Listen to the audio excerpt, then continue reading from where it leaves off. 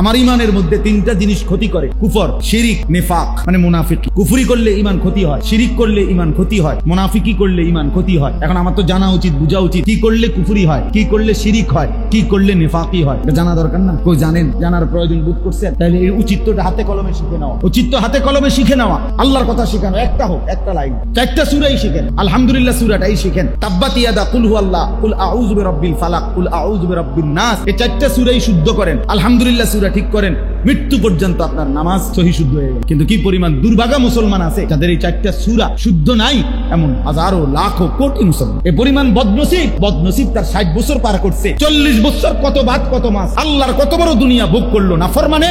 4টা সূরা ঠিক করার জন্য সময় মিলে না, কিন্তু বিড়ি খানাও বন্ধ হয় না, সাদওয়ানের গপ মারাও বন্ধ হয় না। এমন ডাকাত, এমন শক্ত ডাকাত, দিনের পর দিন, ঘন্টার পর ঘন্টা জিন্দিগিটা চা দোকানে শেষ করে। চা দোকান মিস যায় না, বৃষ্টি হোক, বান হোক, তুফান হোক, ঘূর্ণিঝড় হোক, জলোচ্ছ্বাস হোক, টর্নেডো হোক, সাইক্লোন হোক, মহামারী লাগুক, কিন্তু আপনি বলবেন যে একটা সূরা ঠিক করেন, আরে না, সময় নাই, গপ মারনের সময় আছে। কি জবাব দিবেন? আখিরাতে কি জবাব দিবেন বলেন? কি জবাব হবে? তোমরা যুবক ছেলে যারা সুন্দরভাবে ফরজ ওযুটা করতে জানো না, তোমরা অসংখ্য ছেলে যারা ফরজ গোসল কিভাবে করে শরীয়ত মতে জানো না, তো ভাইয়া ওই শিখলাও তো না। কোন ব্যক্তি তো এমনি গোসল করলে, সাবান লাগাইলে এমনি পরিষ্কার তো হইল, কিন্তু পবিত্রতা তো ভিন্ন বিষয়। যার উপরে গোসল ফরজ হয়, যার বীর্যপাত হয়, তার উপরে গোসল ফরজ হয়, সেই ফরজ গোসল আদায়ের শরীয়ত কর্তৃক নির্ধারিত নিয়ম আছে।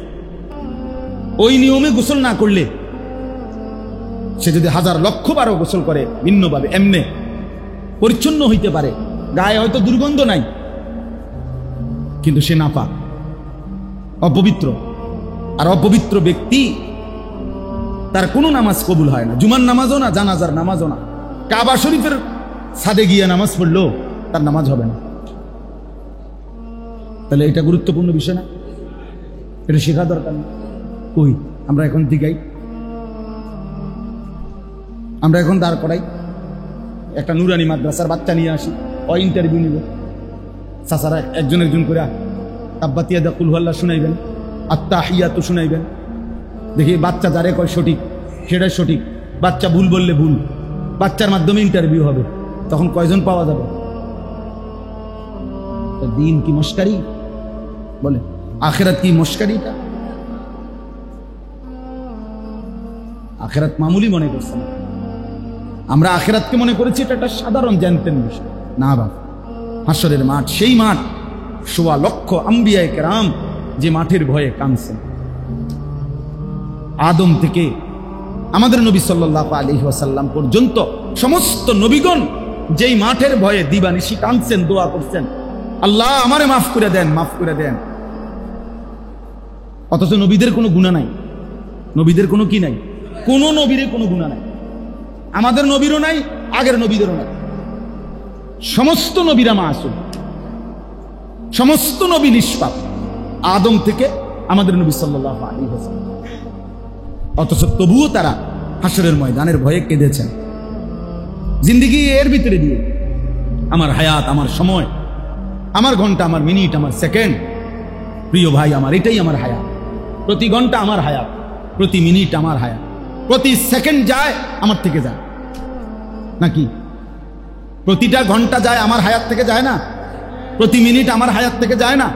তাই আমি সবসময় এটা বলি, প্রিয় যুবক তোমাদেরকে বলি, বন্ধু মনে করো আগামী 100 বছর পরে পৃথিবীর মানুষ সব আধুনিক হয়ে চাঁদের দেশে চলে গেছে, মনে করো সবার গদ্দুয়ার হয়ে গেছে চাঁদের দেশে, তো এতে হবেটা কি? তুমি তো থাকতা না, আমি তো থাকবো না, এরপরে পৃথিবীবাসী পৃথিবী অত্যাধুনিক হয়ে চাঁদের দেশে বা মঙ্গল গ্রহে চলে যাক, আমার কি? আমি তো নাই, আমি তো আর কোনোদিন আসবো না, আমি তো আর কোনোদিন ফিরবো না।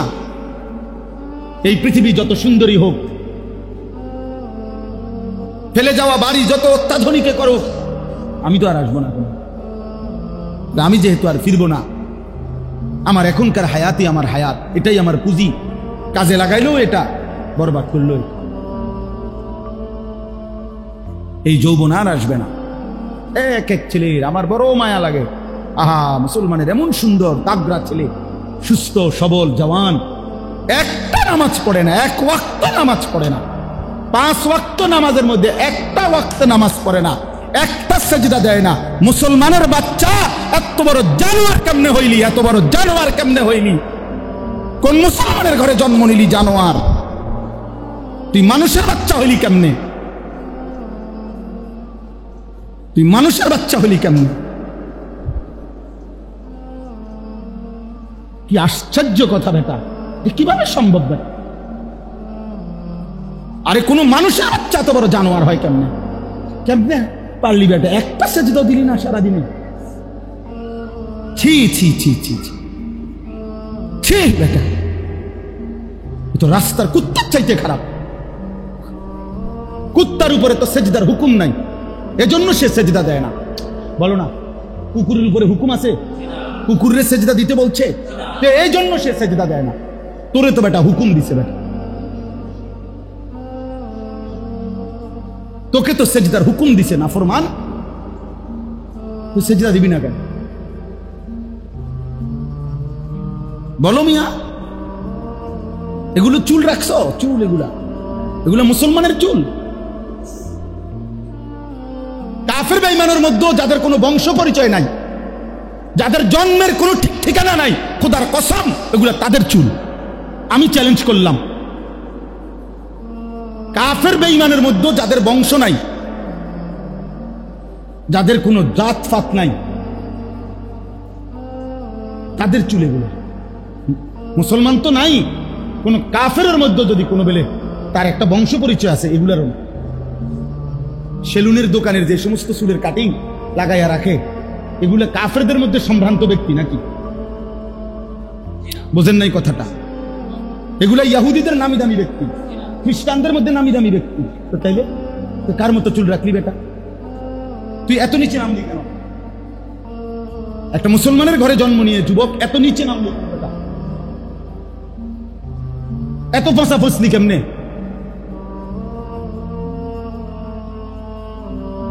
এত এত এত ফসে কেমনে মানুষ? আমি ওই দিন একটা সুন্দর জিনিস করছি, এক জায়গায় লেখা আছে যে বাঘ প্রয়োজনে ঘন্টার পর ঘন্টা ক্ষুধার্ত থাকে, কিন্তু শিকার না করে খাবার খায় না। এই জন্য লিখছে যে কুত্তা উচ্ছিষ্ট ভোগ করে, ফেলে যাওয়া ঝুটা সেটা মুখে নেয়, কিন্তু বাঘ প্রয়োজনে ঘন্টার পর ঘন্টা উপাস থাকবে, কিন্তু শিকার না করে কোনো ফেলে দেওয়া উচ্ছিষ্ট সে নিবে না। জঙ্গলের বাঘের বীরত্ব, মরে যাব প্রয়োজনে না খাইয়া, আত্মসম্মান। কিন্তু কারো উচ্ছিষ্ট আমি কি খাবো না, এটা কুকুরের স্বভাব।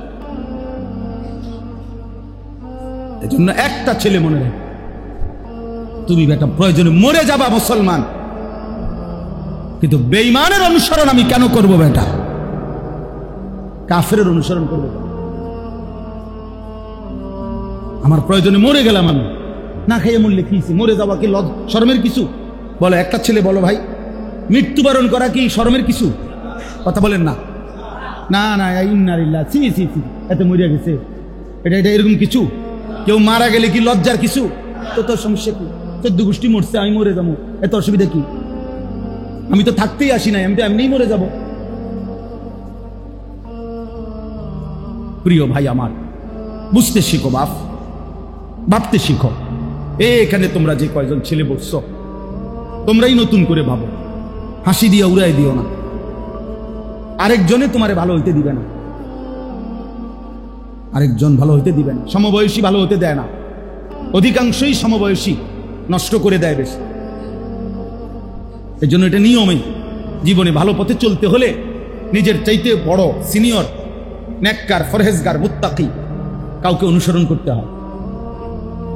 এটাই নিয়ম, এটা যুগ যুগ ধরে নিয়ম। নবী সাল্লাল্লাহু আলাইহি ওয়াসাল্লাম বলেছেন, যে কলিজায় আল্লাহর স্মরণ নাই, ওইটা আলগা ঘর, সারা বাড়ি। ওই দিলে আর মানুষ থাকে না, ওই দিলে কুকুর বিড়াল থাকে, ওই দিলে সাপ বিচ্ছু থাকে, ওই দিলে জানোয়ার থাকে, ইনসান থাকে। এই জন্য যুবক, তোমরা যারা 24 ঘন্টা জিন্দিগি মোবাইলের উপরে উৎসর্গ করে দিছ, মনে রাখো বাপ, একদিন আফসুস করতে হবে। একদিন চোখ মেলে দেখবা, পিছন ফিরে তাকায়া দেখবা কিছুই নাই। ভালোবাসার সেই বন্ধু নাই যে মেয়ের পিছনে ঘুরে জীবন শেষ করছো, ওয়ও নাই যে বন্ধু নামের দুষ্ট যারা কোনোদিন তোমার নামাজ পড়তে বলে নাই, ওরাও তোমার সাথে নাই, তুমি একাই একাই একা। স্বার্থপর এই দুনিয়া কাউরে মনে রাখে না। ওই যে মাইলস্টোন স্কুল অ্যান্ড কলেজের বাচ্চাদের কথা এখন আর আলোচনা আসেনি। আরে অহন আজকে 3-4 দিন আর কোন আলোচনা আসেনি, খালাস। কে কারে মনে রাখে? ওই দেখেন ওই অপদার্থরে দেখেন, ওই অপদার্থ ওইখানে বসে বসে বারবার ব্যস্ত মোবাইলের ছবি উঠানো নিয়ে। কারে বলে? মানুষরে বলে না প্লাস্টিক রে বলে, খবরও না।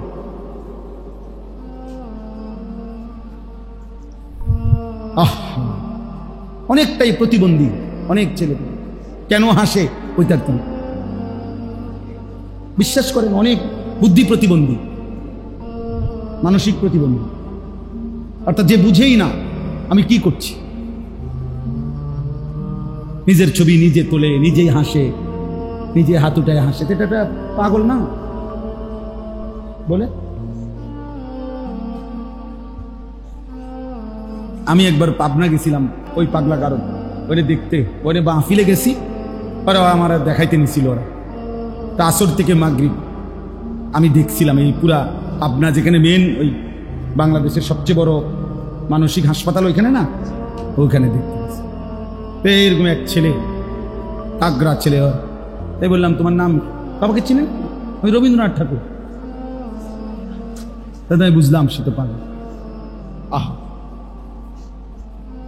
বুঝেন না?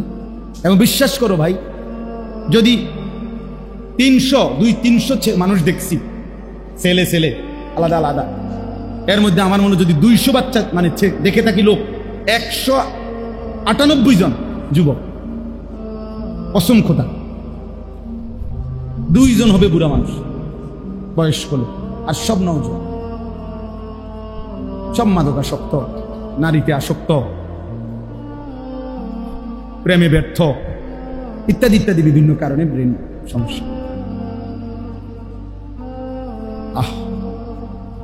আরেকটা আশ্চর্য জিনিস দেখছি, লক্ষণীয় হলো, যখন আমি মাগরিবের আজান দিয়ে ফেলছে, তখন আজান চলাকালীন সময় বের হইতেছিলাম, মানে পাশেই মসজিদ, তো আজান দিয়ে ফেলছে, তখন দেখছি আমি যেই সেলটার সামনে দাঁড়ানো, ওইখানে একটা, এই সবগুলো তো পাগলই, এগার সামনে একটা ছেলে আজান দিছে, এরপরে নামাজে দাঁড়াইছে জামাত।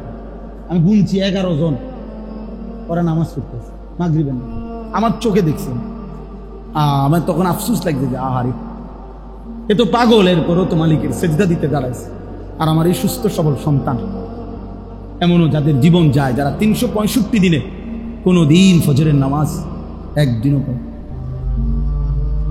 আল্লাহ বলেন, শত ব্যস্ততা যাকে 5 ওয়াক্ত নামাজ ভুলায় না, সে মানুষ। সে কি মানুষ? সে কি?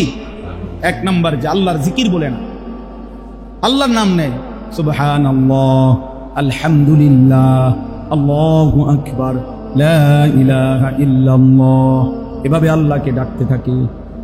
কখনো বলে সুবহানাল্লাহ, কখনো বলে আলহামদুলিল্লাহ, কখনো বলে আল্লাহু আকবার, কখনো বলে লা ইলাহা ইল্লাল্লাহ, কখনো বলে আস্তাগফিরুল্লাহ, কখনো বলে সাল্লাল্লাহু আলাইহি ওয়াসাল্লাম।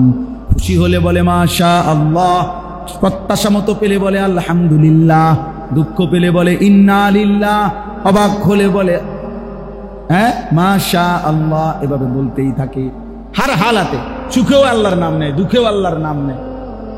আল্লাহ বলেন, ওই তো আমার বান্দা, ও হাসলেও বলে আলহামদুলিল্লাহ, কাঁদলেও বলে ইন্না লিল্লাহ। ও তো সারাক্ষণ আমার নাম নেয়, ওই তো আমার, ও তো আমার। এই জন্য এটা অনেক বড় নিয়ামত যে যার জবান আল্লাহর নাম ডাকে, আল্লাহকে ডাকে, জবানকে আল্লাহ তাআলা, জিহ্বা যার আল্লাহর নামে ডাকে, বহুত বড় শুকরিয়া। এই বাপ, বহুত বড় শুকরিয়া। কিতাবের মধ্যে আমরা পড়ছি, যার একবার আল্লাহর ডাক আল্লাহ কবুল করে, তাকেই আল্লাহ দ্বিতীয়বার ডাকার সুযোগ দেয়।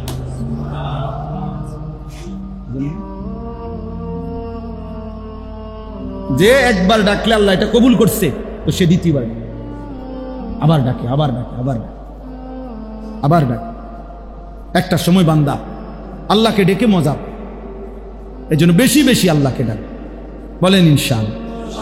সুবহানাল্লাহ বলেন, আলহামদুলিল্লাহ, আল্লাহু আকবার, লা ইলাহা ইল্লাল্লাহ,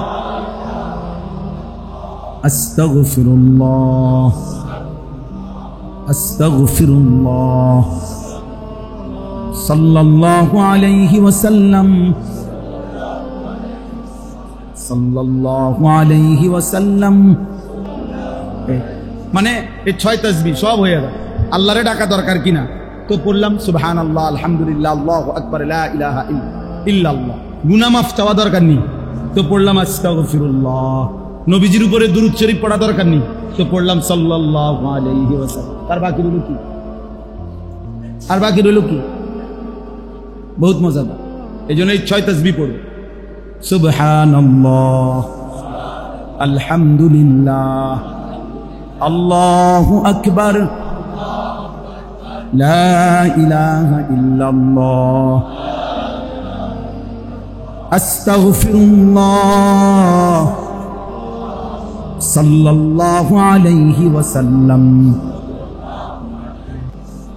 এবার আপনারা বলেন, বলেন নিজে নিজে কোন।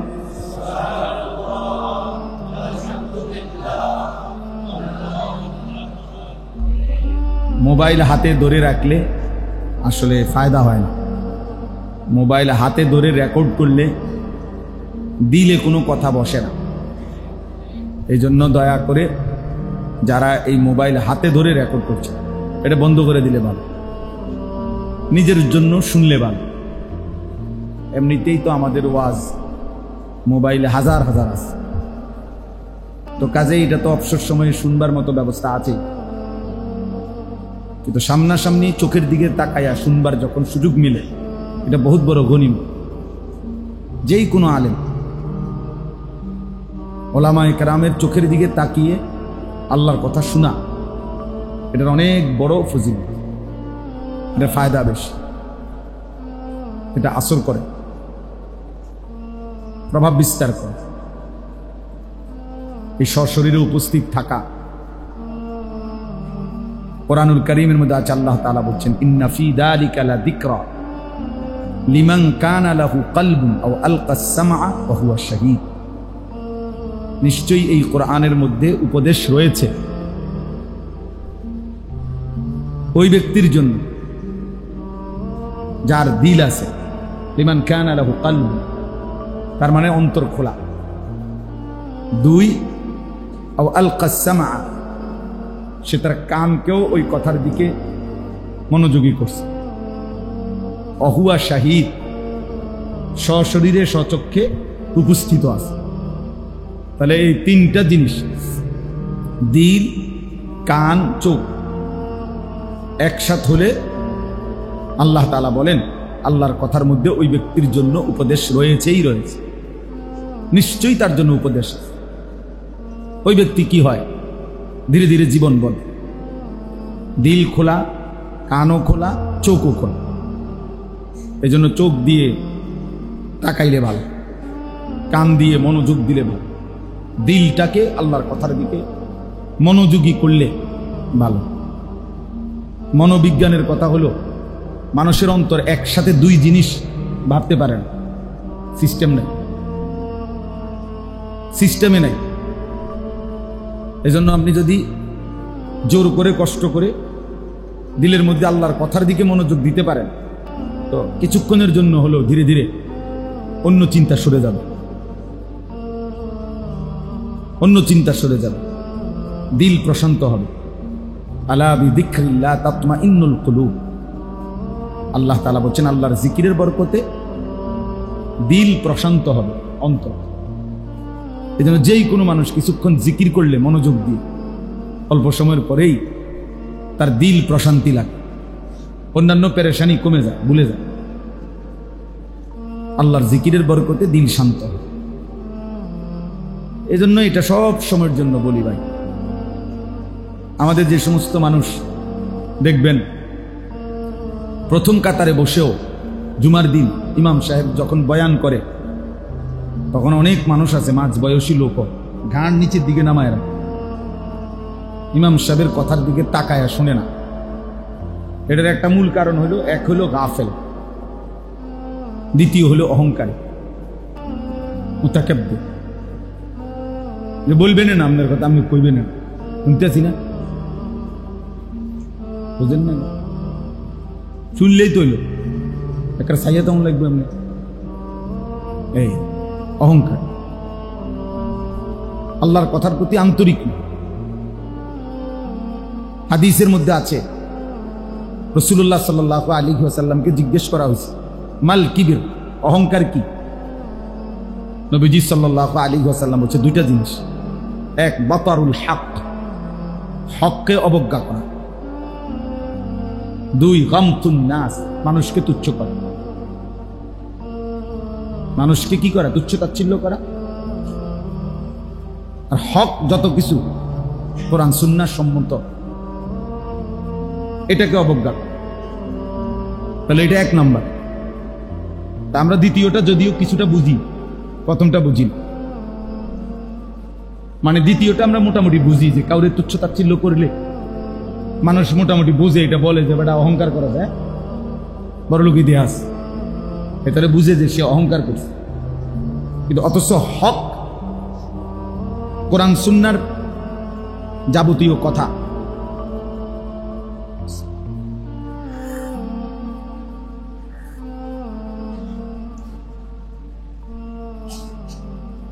আমি গাড়ির বসে একটা পারিবারিক গ্রামে খুব জরুরি কথা বলতেছিলাম মোবাইলে, বলতে বলতে বলতে এই পর্যন্ত আসছে, একেবারে দরজার এন পর্যন্ত। ও চাষা জ্যাঠার গো কথা, চাষতো ভাই জ্যাঠতো ভাই গো বাড়ির জায়গা জমি এগুলা। এখন আইসাতে কথা শেষ করে 1 মিনিট দম ফেলামু, মাশাআল্লাহ ফয়সাল এর আগেই ছেড়ে দিচ্ছে। এখন আইসাতে আমি একটু জিরামু, মানে 1 মিনিট দাঁড়ামু, আর ওই ক্যাপ আছে। ফয়সাল ছাড়লই কখন, দৌড় দিয়া গেলই কখন আমার সামনে। আমি বুঝলাম না মানুষ না জিন, আল্লাহ জানে। ফয়সাল তো আমাকে অনেক মহব্বতে। চলেন, তো এই জন্য বললাম এই আল্লাহর কথার প্রতি মনোযোগী, এটা অহংকার যে আমরা হক আল্লাহর কথার প্রতি আন্তরিক হলেন না। এই ঘাড় নোয়াইয়া শোনা উচিত না, বরং আল্লাহর কথার প্রতি খুব আন্তরিকতা দেখানো, খুব আন্তরিকতা। কোনোভাবেই যেন হকের প্রতি আপনার কোনো অবজ্ঞা প্রকাশ না পায়, তাহলে এটা অহংকার হবে। আর অহংকার কোরআনে আছে স্পষ্ট, আলাইসা ফি জাহান্নামা মাসওয়াল লিল মুতাকাব্বিরিন। আল্লাহ তাআলা বলেন অহংকারীদের জন্য জাহান্নামই তাদের ঠিকানা। ইবলিসকে আল্লাহ বলছিলেন, ফামা ইয়াকুনু লাকা আন তাতাকাব্বারা ফিহা, আদমকে যে তুমি সেজদা করলা না, এই অহংকার করাটা তোমার জন্য ঠিক হলো। তাহলে এটাকে আল্লাহ তাআলা কি বলছেন? অহংকার। সেজদা না করাটাকে আল্লাহ কি বলছেন? তাহলে হক কে অবজ্ঞা করা, প্রত্যাখ্যান করা, এটা অহংকার। অহংকার। এজন্য কোনোভাবেই একসাথে সব বদলায় যাবে একই দিনে, এটা সম্ভব না। এক ওয়াজে আপনারা সবাই আজকে জুনায়েদ বাগদাদি হয়ে যাবেন, বিষয়টা এমন না। জুনায়েদ বাগদাদি নিজেও কোনো এরকম 1-1.5 ঘন্টায় জুনায়েদ বাগদাদি হয়ে গেছেন, তা আপনি হইবেন কেন? বাইজিদ বোস্তামি নিজেও তো 1 ঘন্টায় হয়ে গেছেন, তা আপনি হইবেন কেন? কিন্তু আন্তরিক থাকা। আমার ঘাটতি আছে, আমার কমতি আছে, আমার ত্রুটি আছে, কিন্তু আমি আমার আল্লাহর কথার প্রতি আন্তরিক, আমি আমার রাসূল সাল্লাল্লাহু আলাইহি সাল্লামের প্রতি আন্তরিক, ভালোবাসা আছে আমার, চেষ্টা করছি আমি আগাইতে। এই আন্তরিকতা, এই মহব্বত, এই আগ্রহ আল্লাহ তাআলা যদি গ্রহণ করে, তো অল্পের মধ্যেও আল্লাহ চাইলে অনেক দিয়ে দিবে। আপনারা শুনছেন অনেকে, একটা হাদিস আছে, এক সাহাবী, সাধারণ সহজ সরল একজন সাহাবী, একজন নবীজি সাল্লাল্লাহু আলাইহি সাল্লামের কাছে এসে বললেন, মাতা সাআ, কিয়ামত কখন হবে? তো নবী সাল্লাল্লাহু আলাইহি ওয়াসাল্লাম বললেন, ওয়ামা আ'দাত্তা লাহা, কিয়ামত যেদিনই হয় হবে, কিন্তু তোমার প্রস্তুতি কি সেটা করো। তুমি প্রস্তুতি কি নিয়েছ সেটা বলো। তখন ওই সাহাবী বলছেন, ইয়া রাসূলুল্লাহ, আমি সাদা সাদা মানুষ, খুব বেশি পরিমাণ নামাজ রোজা অনেক করতে পারি নাই, তবে যেটুকুই নামাজ রোজা করি আপনাকে, আল্লাহকে খুব ভালোবাসি, আল্লাহকে খুব ভালোবাসি, আপনি রাসূলকে খুব ভালোবাসি। আল্লাহ নবী সাল্লাল্লাহু আলাইহি ওয়াসাল্লাম বললেন, তাহলে শুনে নাও, আল মারউ মা মান আহাব, যে যাকে ভালোবাসে কিয়ামতের দিন সে তার সঙ্গী হবে, তার সাথেই হবে। হযরত আনাস ইবনে মালিক রাদিয়াল্লাহু তাআলা আনহু, আনাস এই সাহাবী বলেন, মুসলমান হওয়ার পরে নবীজির সাহচর্যে আর কোনোদিন আমরা সাহাবীরা এতটা খুশি হই নাই এই কথা শুনে সেদিন যে পরিমাণ আমরা খুশি হয়েছি, যে নামাজ রোজা তো সাধ্যমতো করার চেষ্টা করতেছি, তবে আল্লাহ নবীকে খুব ভালোবাসি, আল্লাহকে ভালোবাসি। অতএব নবী ওয়াদা দিছে যে ভালোবাসলে তারই সঙ্গী হব, তাহলে আশা করি হাসরের ময়দানে রাসূলুল্লাহ সাল্লাল্লাহু আলাইহি ওয়াসাল্লামের সঙ্গী হইতে পারে। এই জন্য বলি দোস্ত, প্রত্যাখ্যান করা, অবজ্ঞা করা, তুচ্ছতাচ্ছিল্য করা, আরে তো বেটা দেখছি কত বুজুর্গি কে কিতা করছে দেখছি না, এই কি বললেন, হ্যাঁ এটা কি বললেন। অনেক ছেলে পেলে আছে, কোনো একটা ছেলে যদি একটু বলে চলো ভাই নামাজ, আরে বাপরে নতুন করে বুজুর্গ না হয়েছে, আজীবন করছে বাটফারি, অনাইছে তাই নেই নামাজ পড়তে, এটা কি করলো, কাকে অবজ্ঞা করলো, কাকে তুচ্ছতাচ্ছিল্য করলো। সে তোমাকে নামাজের কথা বলছে, সে তোমারে আল্লাহর কথা বলছে, সে তোমাকে আখিরাতের কথা বলছে। এজন্য দ্বীনকে অবজ্ঞা করা, ইসলামের কোনো একটি জাররা পরিমাণ, বিন্দু পরিমাণ কোনো একটি হুকুম আহকামকে তুচ্ছ করা, অবজ্ঞা করা, তুচ্ছতাচ্ছিল্য করা, ইস্তেহজা আরবিতে বলে, এটা কুফরি। এটা মনে রাখবে, ইসলামের কোনো একটি বিধান, শরীয়তের এক বিন্দু কোনো একটি বিধানকে, একেবারে একটা জুজ, একটা অংশকে, 4 রাকাত নামাজ সামনে 1 রাকাত, একটা রুকু, একটা সেজদা, একটা সুবহান রাব্বিয়াল আযীম, এই একটা জাররা পরিমাণ একটা জুজকে অস্বীকার করা, এটা কুফরি। অবজ্ঞা করা, তুচ্ছতাচ্ছিল্য করা, এটাও কুফর, এটাও কুফর। এটা মস্কারি না। কোন আলেমে দ্বীনকে আপনি অবজ্ঞা করলেন, তুচ্ছ করলেন, কেন? হুজুর হওয়ার কারণে, এই তো না, তো ঠিক আছে, হাসরের ময়দানে জবাব দিন। কোন দাড়িওয়ালা যুবককে কেন অবজ্ঞা করলেন? দাড়ি রাখছে অল্প বয়সে, এই জন্য তো না, ঠিক আছে, হাসরের ময়দানে জবাব দিন। কোন স্কুল পড়ুয়া ছেলে টুপি মাথায় দিছে, তারে অবজ্ঞা করলেন, টিটকারি মারলেন, কি জন্য? টুপি মাথায় দিছে এই জন্য তো, আচ্ছা, হাসরের ময়দানে টের পাবেন, হাসরের ময়দানে টের পাবেন। কোন অল্প বয়সী মেয়ে বোরখা পড়ছে, এই জন্য তাকে টিটকারি করলেন, তো ঠিক আছে, কাকে টিটকারি করলেন? বোরখাকে তো না। অপেক্ষা করেন, হাসরের ময়দানে টের পাবেন, যখন দেখবেন ইমানই হারিয়ে গেছে। এজন্য প্রিয় নওজোয়ান, তোমাদেরকে বলি, বাপ, বয়স্ক বাপ, ইসলামের যেই কোনো বিষয় নিয়ে কথা বলতে খুব সতর্ক, খুব সতর্ক, খুব সতর্ক। আমার একদিন একজনে বলছে যে এক আল্লাহর বান্দার পাগড়ি মাথায় দিতেছেন আমাদের সময়, তা আরেকজন পাশের থেকে বলতেছে, সেই বলছে আমারে, হুজুর আমারে কয় এসব তেনা বান্ধনের টাইম এখন আর নাই, এসব তেনা তুনা বান্ধনের টাইম এখন আর কি না, অন মাটি কাটানোর টাইম, অন কি মাটি কাটানোর টাইম, তাহলে তেনা বান্ধনের টাইম যেহেতু নাই, তো তুই কিতা করতো, তুই মাটি কাটতো, বুঝছেন? এটা কি বললা তুমি? কাকে অবজ্ঞা করলে? রাসূলুল্লাহ সাল্লাল্লাহু আলাইহি ওয়াসাল্লাম পাগড়ি পরিধান করছেন শত শতবার, হাজার হাজার বার। তাহলে আমি পরিধান করি নাই এখন, এটা হলো একটা বিষয়, আর তাহলে আমি অবজ্ঞা করছি, এটা ভিন্ন বিষয় না?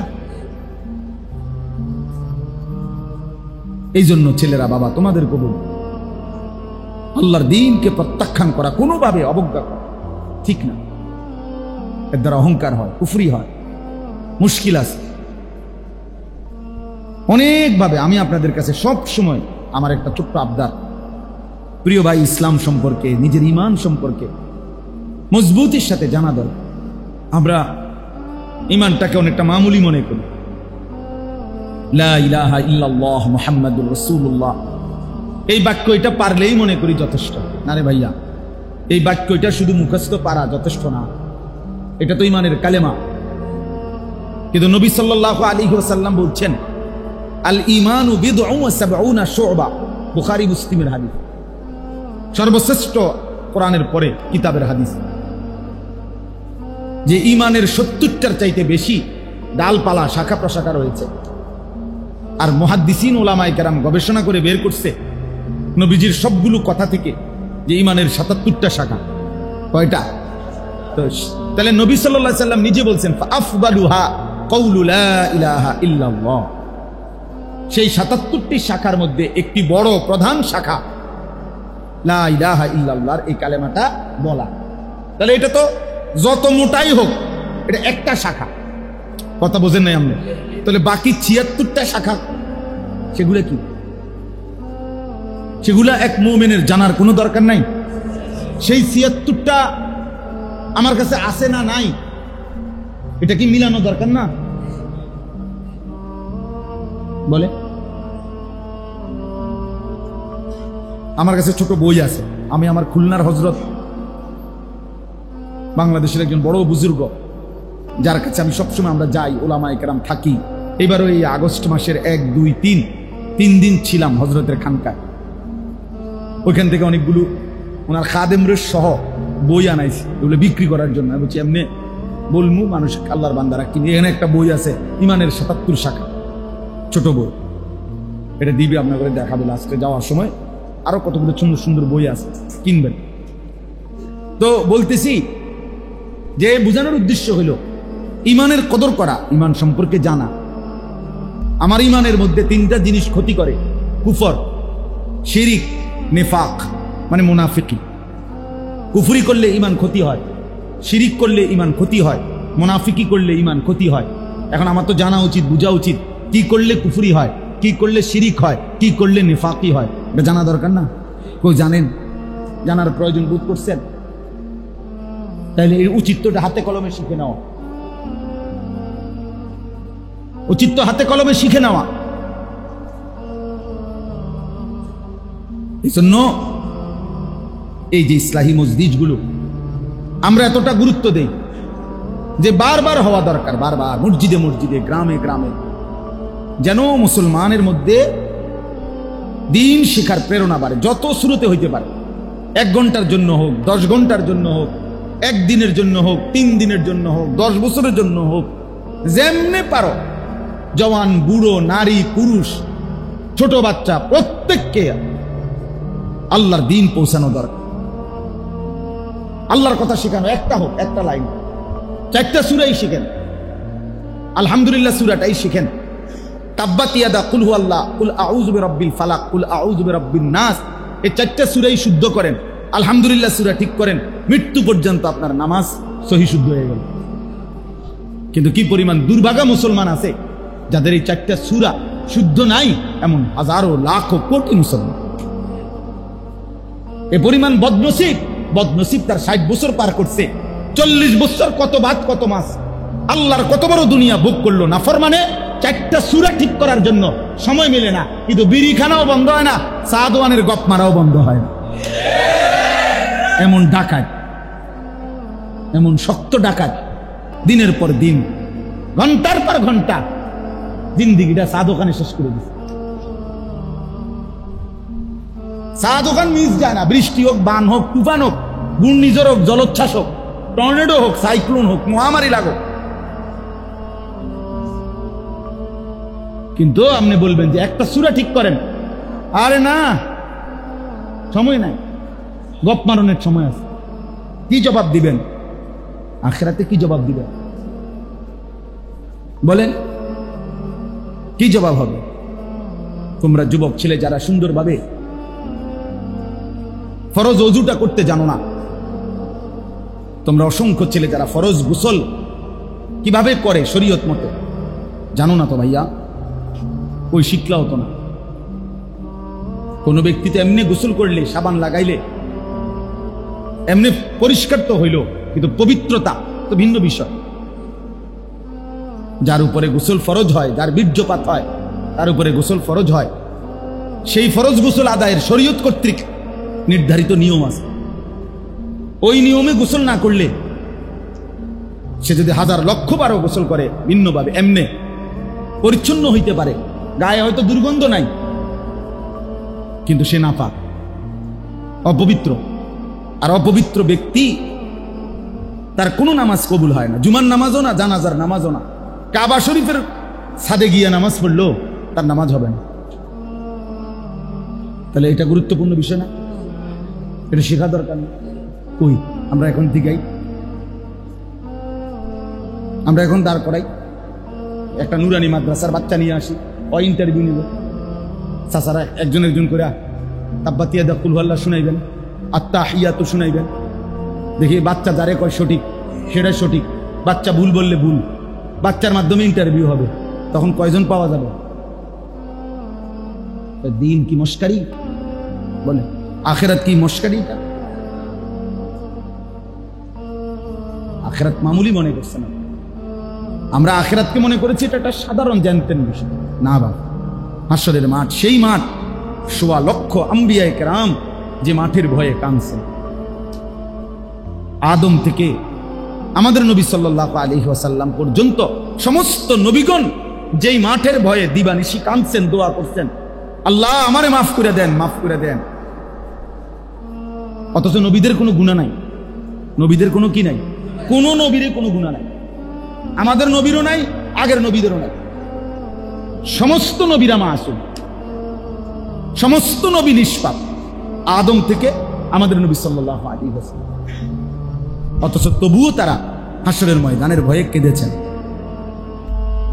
রব্বি লা তুখজিনি ইয়াওমা ইউবাসুন, কুরআনুল কারীমের মধ্যে আছে, ইব্রাহিম আলাইহিস সালাম বলেন, রব্বি লা তুখজিনি ইয়াওমা ইউবাসুন, আল্লাহ যেদিন সবাই হাসরের মাঠে, সেদিন আমি ইব্রাহিমকে আল্লাহ বেইজ্জতি করবেন না।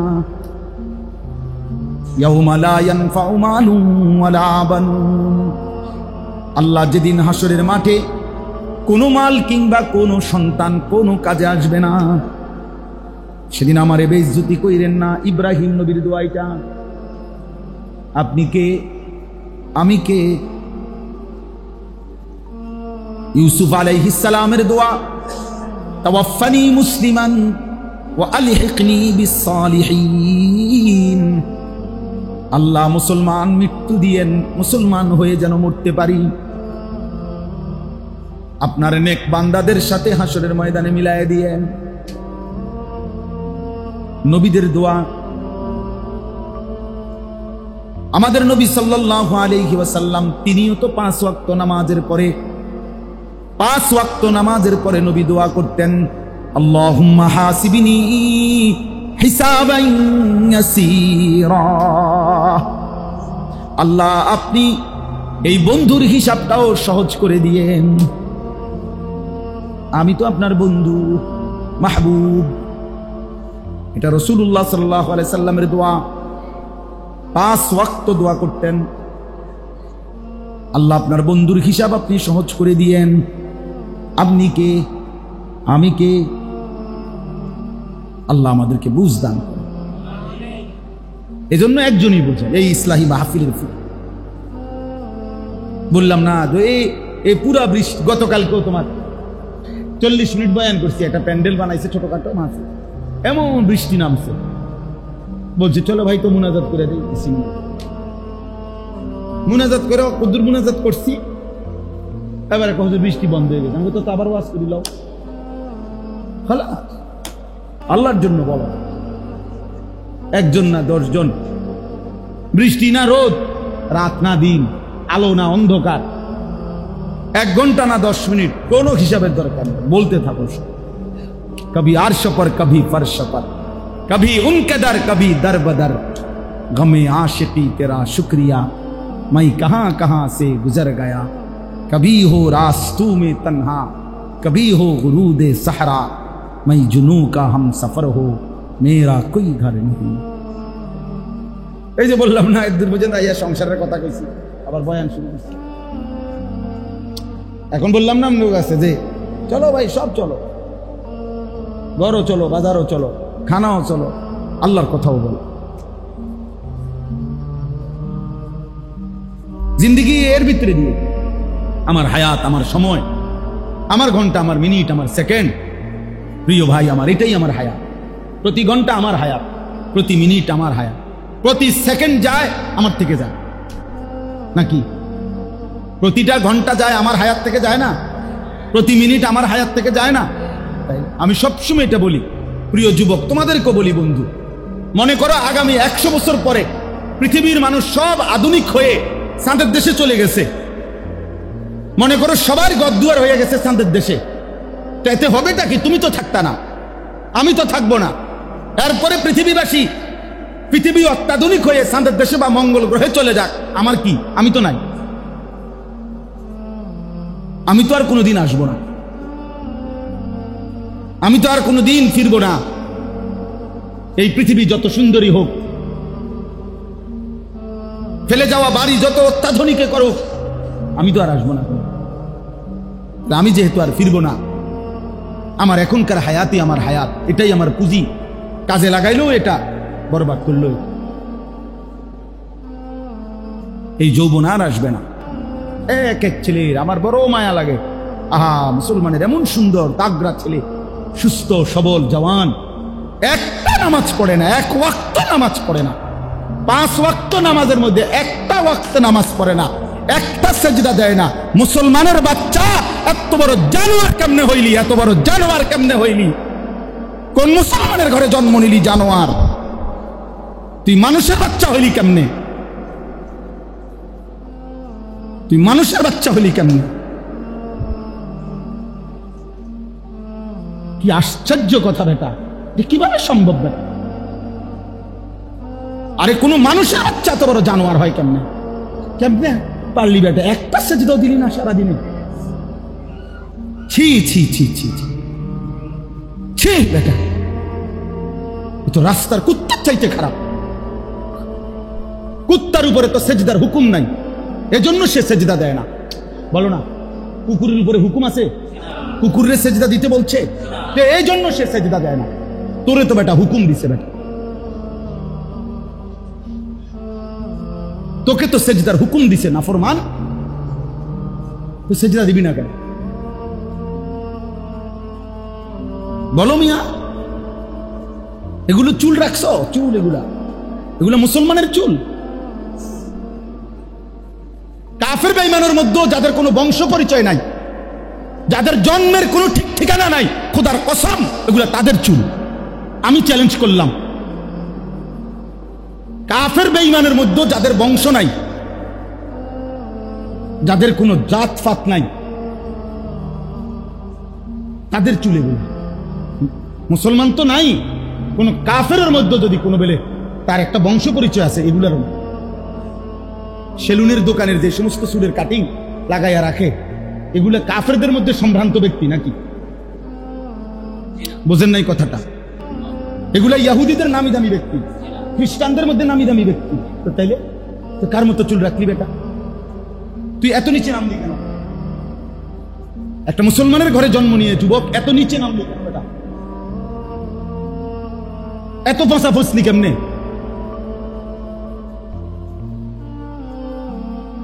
এত এত এত ফাঁসে কেমনি মানুষ?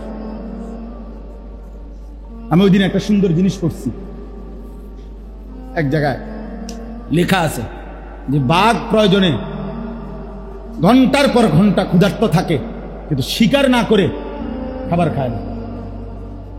এই জন্য লিখছে যে কুত্তা উচ্ছিষ্ট ভোগ করে, ফেলে যাওয়া ঝুটা সেটা মুখে নেয়, কিন্তু বাঘ প্রয়োজনে ঘন্টার পর ঘন্টা উপাস থাকবে, কিন্তু শিকার না করে কোনো ফেলে দেওয়া উচ্ছিষ্ট সে নিবে না। জঙ্গলের বাঘের বীরত্ব। মরে যাব প্রয়োজনে না খাইয়া, আত্মসম্মান, কিন্তু কারো উচ্ছিষ্ট আমি কি খাবো না? এটা কুকুরের স্বভাব। এই জন্য একটা ছেলে মনে রাখ, তুমি বেটা প্রয়োজনে মরে যাবা মুসলমান, কিন্তু বেঈমানের অনুসরণ আমি কেন করব বেটা? কাফেরের অনুসরণ করব? আমার প্রয়োজনে মরে গেলাম, আমি না খেয়ে মরলে কি মরে যাওয়া কি শরমের কিছু? বলো একটা ছেলে, বলো ভাই, মৃত্যুবরণ করা কি শরমের কিছু? কথা বলেন না। না না, ইন্নালিল্লাহ, সি সি সি, এত মরিয়া গেছে, এটা এটা এরকম কিছু? কেউ মারা গেলে কি লজ্জার কিছু? তো তোর সমস্যা কি? 14 গোষ্ঠী মরছে, আমি মরে যাবো, এত অসুবিধা কি? আমি তো থাকতেই আসি না, আমি তো এমনিই মরে যাব। প্রিয় ভাই আমার, বুঝতে শিখো বাপ, ভাবতে শিখো। এখানে তোমরা যে কয়জন ছেলে বসছো, তোমরাই নতুন করে ভাবো, হাসি দিয়ে উড়াই দিও না। আরেকজনে তোমারে ভালো হইতে দিবে না, আরেকজন ভালো হইতে দিবে না। সমবয়সী ভালো হতে দেয় না, অধিকাংশই সমবয়সী নষ্ট করে দেয় বেশি।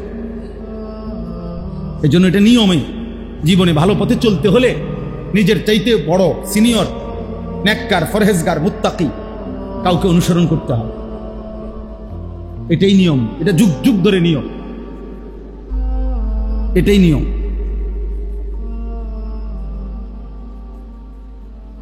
আল্লাহ আমাদেরকে হেফাজত করেন। এই ছেলেদেরকে আমরা অনুরোধ করলাম, বাবা তোমরা একবারের জন্য হলো ভাই, যাদের এই বিশ্রী কাটিং চুল, এই এদিকে বাড়া, এদিকে বাড়ানো, এদিকে সামনে বাড়ানো, এগুলা রাইখো না, এগুলা রাইখো না। এগুলা নাম নিশানা, বংশ পরিচয় ছাড়া বেঈমান কাফেরের চুল। যদি কোনোদিন আত্মসম্মান থাকে, আত্মমর্যাদা থাকে, রাইখো না। স্বাভাবিক চুল রাখো, চারিদিকে সমান। আর আপনাদের সবাইকে বলি বাপ, আমার ইসলাহী মজলিসের এই কথার জন্য আমি বলছি যে ইসলাহী মজলিস আরো হওয়া দরকার, দিন শেখা দরকার, ইমান শেখা দরকার, আমল শেখা দরকার। আমার ইমান কিভাবে ঠিক? ভাইয়া, কায়নাতের সর্বশ্রেষ্ঠ সম্পদ ইমান। আমি যদি হাসরের ময়দানে গিয়ে টের পাই, আমি যদি কবরে গিয়ে টের পাই কোনো একটা শিরিকের কারণে, কোনো একটা কুফরি কারণে আমার ইমান নাই, কি হবে সেদিন? আমি কি চিল্লান এটা চিল্লাবো, কিন্তু আমার ফিরবার তো সুবিধা। তো এখন আমি ঠিক করে নিলে কতটা ভালো। আমি যদি কবরে গিয়ে টের পাই আমার 30 বছরের নামাজ একটা ভুল রুকুর কারণে হয়তো হয় নাই, আমার 40 বছরের গোসল, ফরজ গোসল হয়তো একটা নিয়ম, সামান্য একটা জিনিস হয়তো না জানার কারণে হয় নাই, তখন কি হবে আমার? তখন কি হবে? এই জন্য তো বারবার ইসলামের মধ্যে জ্ঞান অর্জনের গুরুত্ব কেন এত? তালাবুল ইলমি ফরিদাতুন আলা কুল্লি মুসলিম কেন বলছে? বাচ্চাদের জন্য না সমস্ত মুসলমানদের জন্য? বলেন না। আলা কুল্লি মুসলিম অর্থ কি? প্রত্যেক মুসলিম বাচ্চার জন্য দ্বীনি ইলম শিক্ষা করা ফরজ, প্রত্যেক মুসলমানের জন্য, প্রত্যেক মুসলমানের জন্য। আলা কুল্লি মুসলিম। রাসূলুল্লাহ সাল্লাল্লাহু আলাইহি সাল্লামের চাচা, নবীজির চাচা আব্বাস রাদিয়াল্লাহু তাআলা, নবীজির একজন চাচার নাম কি নাম? এখন উনি নবীজি যখন মক্কা বিজয় করে 8ম হিজরিতে, তার আগে অল্প কয়েকদিন আগে তিনি কালেমা পড়ে মুসলমান হয়েছেন। মানে ইসলাম প্রচারের 21 বছরের মাথায় উনি কালেমা পড়ছেন। এখন উনি উনার ছোট চাচা, তো যদি একেবারে ছোট চাচাও হয়, কমপক্ষে যদি একেবারে সামান্যও ধরি, সামান্য চাচা বাতিজা যদি কি হয়, সামান্যও হয়, তাইলেও নবীজি 40 বছর পরে কালেমা প্রচার শুরু করছে। তো তার 21 বছর পরে উনি কি মুসলমান হয়েছে, তাহলে তখন উনার বয়স কত? 61। বুঝলেন না? তাইলে উনি দিন শিখছে কখন? তাহলে হিসাবটা বুঝেন না নাকি? এর আগে ছোট থাকতে, ছোট থাকতে হবে কোথা থেকে? হ্যাঁ, তো মুসলমানই হয় না এর আগে। তাহলে উনি দিন শিখছে কখন? 61 বছরের পরে। তা আপনি শিখতে অসুবিধা কি? বলেন, আপনি শিখতে সমস্যা কি? না হুজুর যাই কনা, আর হে বয়স নাই, বয়স হইয়া গেছে, ওনার জান চলে না, মাগার বিড়ি খাইতে কোনো আপত্তি নাই। বয়স হয়ে গেছে বুড়া মিয়া অনবিরি খানকা, শরম লাগে না? হ্যাঁ, বয়স হয়ে গেছে এখনো চা দোয়ানি গিয়া রাক্ষসের মতো চোখ বড় বড় করিয়া নর্তকীর নাচ টেলিভিশন দেখেন কেন? আপনার না বলে বয়স হয়ে গেছে? কই ওইটা দেখতে তো আপনার আপত্তি নাই? টেলিভিশন দেখতে আপনার শরীর চলে, নাচ গান দেখতে গেলে আপনার গান চলে। আল্লাহর দিন শিখতে আপনারে বলছি নি পুরা কোরআন শরীফ হাফেজ হইতেন? আপনারা বলছি 4টা সূরা শিখেন, কথা বলেন না। আপনারা বলছি রুকুটা ঠিক করেন, আপনারা বলছি সেজদাটা ঠিক করেন, আপনারা বলছি শুধু আত্তাহিয়াতুটা ঠিক করেন। অল্প কুদ্দুর কথা না করছেন, আপনি এই কুদ্দুরও পারতেন না, আর আপনি আখিরাতে কি করবেন? আমার বাপ, আমি ছেড়ে দেওয়ার মানুষ না। আমার জীবনটা আমি একটা সিদ্ধান্ত নিয়েই আসি, আমার সন্তান বদলাবে, আমাদের এই কিশোর ছেলেরা বদলাবে, আমাদের যুবকরা বদলাবে। আমরা দিন রাত চেষ্টা করে যাই, কোনো একদিন ইনশাআল্লাহ এখান থেকেই ছেলেরা, আজকের সমাজের ছেলেরাই একদিন এই অল্প সময় পরে ইমাম মাহাদির সৈনিক হবে ইনশাআল্লাহ। দেখে একদিন ওরা সারা পৃথিবীতে কালেমার পতাকা উড়াবে। হয় আমি দেখবো, নয়তো দেখবো না, হয়তো আমি কবরে চলে গেল। ফাউন্ডেশনের বহু ইট মাটির নিচেই থাকে, এর উপরে 10 তলা বিল্ডিং এ অনেক সাজগোজ হয়, অনেক রং হয়, অনেক আস্তর হয়, কিন্তু মাটির নিচে ফাউন্ডেশনের কিছু ইট, এগুলোর কপালে আস্তরও জোটে না, রঙও জোটে না, কিন্তু এদের উপরেই বাকি 10 তলা দাঁড়িয়ে থাকে। এজন্য কিছু মানুষ, উদ্দেশ্য হলো বলে গেলাম, আজ বলে যাই, আজ চিৎকার করে যাই, একদিন ইনশাআল্লাহ কেউ না কেউ আল্লাহর দ্বীনের জন্য পতাকা উড়াবে। একদিন সারা পৃথিবীতে খোদার কসম কালেমার পতাকা উড়বে। এটা হাদিস, তো নবীজি বলছে যদি শুনো কিয়ামত আর একদিন বাকি, আল্লাহর নবী বলছে তখনও মাহাদি আসবে। ওই একদিন বাকি, যদি তবুও এটা সত্য যে মাহাদি আসবে আর সারা পৃথিবীতে ইসলামের বিজয়ের পতাকা উড়বে ইনশাআল্লাহ। রাসূলুল্লাহ সাল্লাল্লাহু আলাইহি সাল্লাম গত 1450 বছরে যার কোনো কথা মিথ্যা হয় নাই, আগামী 1450 না 14 কোটি বছরেও সেই রসুলের কোনো কথা মিথ্যা হবে না, হবে না। কারণ তার জবান তো তার জবান, কিন্তু কথা তো আল্লাহর। জবান তো নবীর, কিন্তু কথাগুলো কার? মা ইয়ানতিকু আনিল হাওয়া ইন হুয়া ইল্লা ওয়াহয়ুন ইউহা। রব্বুল আলামিন বলে, বন্ধু তো নিজের থেকে কিছুই বলে না, যা বলে তো আমি আল্লাহর পক্ষ থেকে ওয়াহির ভিত্তিতেই বলে। আল্লাহ বলছে লা তুহাররিক বিহি লিসানাকা লিতাজালা বিহি। আল্লাহ বলে, বন্ধু কোরআন যখন আপনার উপরে নাজিল হয়, আপনি আপনার জিহ্বাটাও নাড়াবেন না, চুপ থাকবেন, শুধু কেবল মনোযোগ দিয়ে শুনবেন। ইন্না আলাইনা জামআহু ওয়া কুরআনা, আপনার কলিজার ভিতরে কোরআন মুখস্থ করিয়ে দেওয়া, আপনার জবান দিয়ে সাহাবাদের সামনে বলার যোগ্যতা দেওয়া, দুইটাই আমি আল্লাহ আমার দায়িত্বে রাখলাম। দিলে মুখস্থ করিয়ে দেব আমি আল্লাহ, জবান দিয়ে বলায় দেব আমি আল্লাহ। হ্যাঁ, কোরআন শরীফ লা তুহাররিক বিহি লিসানাক, আপনি জিহ্বাটাও নাড়াবেন না। লিতাজালা বিহি, মুখস্থ করার জন্য আপনি কোনো পেরেশান হবেন না, বিষয়টা আমি দেখব। ফাইযা ক্বরানাহু ফাত্তাবি' কুরআনা, যখনই আমার পক্ষ থেকে কোরআন আসে আপনি শুধু মনোযোগ দিয়ে অনুসরণ করবেন, শুনবেন। সুম্মা ইন্না আলাইনা বায়ানা, কোন আয়াতের কোন শব্দের কোন ব্যাখ্যা, সেইটাও আমি আল্লাহ আপনার দিলে ঢেলে দেব। এজন্য যখন কোরআনের আয়াত নাজিল হয়েছে, ফাসাব্বিহ বিসমি রাব্বিকাল আযীম, আল্লাহ বলছে বন্ধু আপনার আজিম যেই রব, সেই রবের তাসবিহ পড়েন। আবার আয়াত নাজিল হয়েছে সাব্বিহ ইসমা রাব্বিকাল আলা, আলা যিনি যেই রব, সেই রবের তাসবিহ পড়েন। তাহলে একখানে বললেন আজিম রবের তাসবিহ পড়েন, আরেকখানে বললেন আলা রবের তাসবিহ পড়েন। এবার আলা রবের তাসবিহ পড়বে কোথায়, আজিম রবের তাসবিহ পড়বে কোথায়? রব্বুল আলামিন বলেন আমি আপনার দিলে বলে দিচ্ছি। তো আল্লাহ অন্তরে ঢেলে দিয়েছেন। নবীজি বলছেন ফাসাব্বিহ বিসমি রাব্বিকাল আযীম ইজআলুহা ফি রুকুইকুম, এটা রুকুতে পড়ো। সাব্বিহ ইসমা রাব্বিকাল আলা, এটা সিজদাতে পড়ো। সুবহান রাব্বিয়াল আযীম, সুবহানা রাব্বিয়াল আলা। এটা কেন রুকুতে, ওইটা কেন সিজদাতে? কে ফয়সালা দিছে? সুম্মা ইন্না আলাইনা বায়ানা। পুরা কোরআন ব্যাখ্যা করে দেওয়া।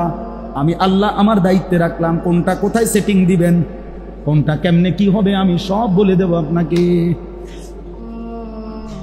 এজন্যই তো মন গড়া কিছু নবী বলছেন, তাই? যদি আমরা বুঝাইতে পারতাম কতটা চমৎকার, কতটা সুন্দর, কতটা পরিকল্পিত দিন মুকাম্মাল রাসূলুল্লাহ সাল্লাল্লাহু আলাইহি সাল্লাম আমাদের জন্য পেশ করছে। আল্লাহ আমাদেরকে বুঝ দান। এজন্য বাপ ইসলাহি মজলিস চালু থাকা দরকার তো, বলেন না সবাই, বলেন দরকার তো। ফিকির আসে, একটু একটু অনুভূতি জাগ। আপনাদের এই ছেলেরা বদলাচ্ছে। আমি যত দমকেই দেই, শক্ত কথা বলি, আমার অনেক সময় অনেকে বলে যে হুজুর কতজন কত সময় আমার পরামর্শ, হুজুর আমি যেমনি লইয়া ছোটেন খোলা পান রে, হ্যাঁ ভয় লাগা। আমি ভয়ের কি আছে, আমি আল্লাহর জন্য বলি, পরে ভালোবেসেই বলি, নাহলে আল্লাহকে কি আমার কাজ হয়েছে নাকি? তাই না? পরিবর্তন চাই তো। অসংখ্য যুবক আলহামদুলিল্লাহ আল্লাহর দিকে ফিরছে। এটার প্রমাণ কি? অসংখ্য প্রমাণ আমরা তো দেখি। আলহামদুলিল্লাহ আমি এই 5, 6, 7 আমার মাদ্রাসার মধ্যে এই 3 দিন গত সপ্তাহে কিশোর যুবকদের 15 থেকে 30 বছর মেয়াদী বয়সী ছাত্রদের জন্য, স্কুল কলেজ ইউনিভার্সিটির ছেলেদের জন্য 3 দিনের একটা তারবিয়াতি কোর্স, প্রশিক্ষণ কোর্স করছিলাম। 3 দিন একটানা প্রতিদিন 10 ঘন্টা মোট ক্লাস হয়েছে। কেমনে? 6 ঘন্টা এর মধ্যে অজু, গোসল, নামাজ, সূরা, কেরাত, দোয়া শেখানো হয়েছে, আর 4 ঘন্টা বয়ান হয়েছে, নসিহত হয়েছে আর কি। এই মোট 10 ঘন্টা, সকাল 6টা থেকে 8টা পর্যন্ত, 8টা থেকে 8:30 নাস্তা, 8:30 থেকে 11:30 পর্যন্ত, আবার 2:30 থেকে 5:30 পর্যন্ত, আবার মাগরিবের পরে 7:30 থেকে 10টা, 10:30 পর্যন্ত। দ্বিতীয় দিন আরো হয়েছে, তৃতীয় দিন আরো হয়েছে। তো বলার উদ্দেশ্য হলো, ওইখানে আমার মাদ্রাসার মধ্যে, মাদ্রাসা তখন বন্ধ ছিল, প্রথম সাময়িক পরীক্ষার বন্ধে আমরা এটা করছিলাম। তো সর্বোচ্চ 220 জন ছাত্র রাখার মতো সিট আমরা জায়গা করছিলাম। এরপরে রাখতে রাখতে শেষ পর্যন্ত নামাজের জায়গা সহ মিলাইয়া 300 ছাত্র বরাবর রাখছি। একেবারে বিশ্বাস করে না হইলে কমপক্ষে 5 থেকে 700 ছেলে, কিছু মোবাইলে, কিছু সরাসরি ফেরত দিছে। অনেক ছেলে কানছে, কিন্তু আর কোনোভাবে একজন মানুষ থাকার কোনো জায়গা নাই, আর রাখতে পারি না। আমার নিজের ছেলেরা ছিল মাদ্রাসার ওস্তাদ ছাত্র 50 জন, এই মোট 350 লোক আলহামদুলিল্লাহ 3 দিন ছিল। এর মধ্যে এই 300 হলো সব স্কুল কলেজ। একেবারে আমরা হিসাব করছি বাংলাদেশের মোট 29টা জেলা থেকে এই 300 ছেলে আসছে। কুড়িগ্রাম, নীলফামারী, গাইবান্ধা থেকে ছাত্র আসছে। বিশ্বাস করে একবার লিস্ট আছে, আপনি গিয়ে চেক করে ফেলেন, নাম, ঠিকানা, ফটো, ছবি সব আছে।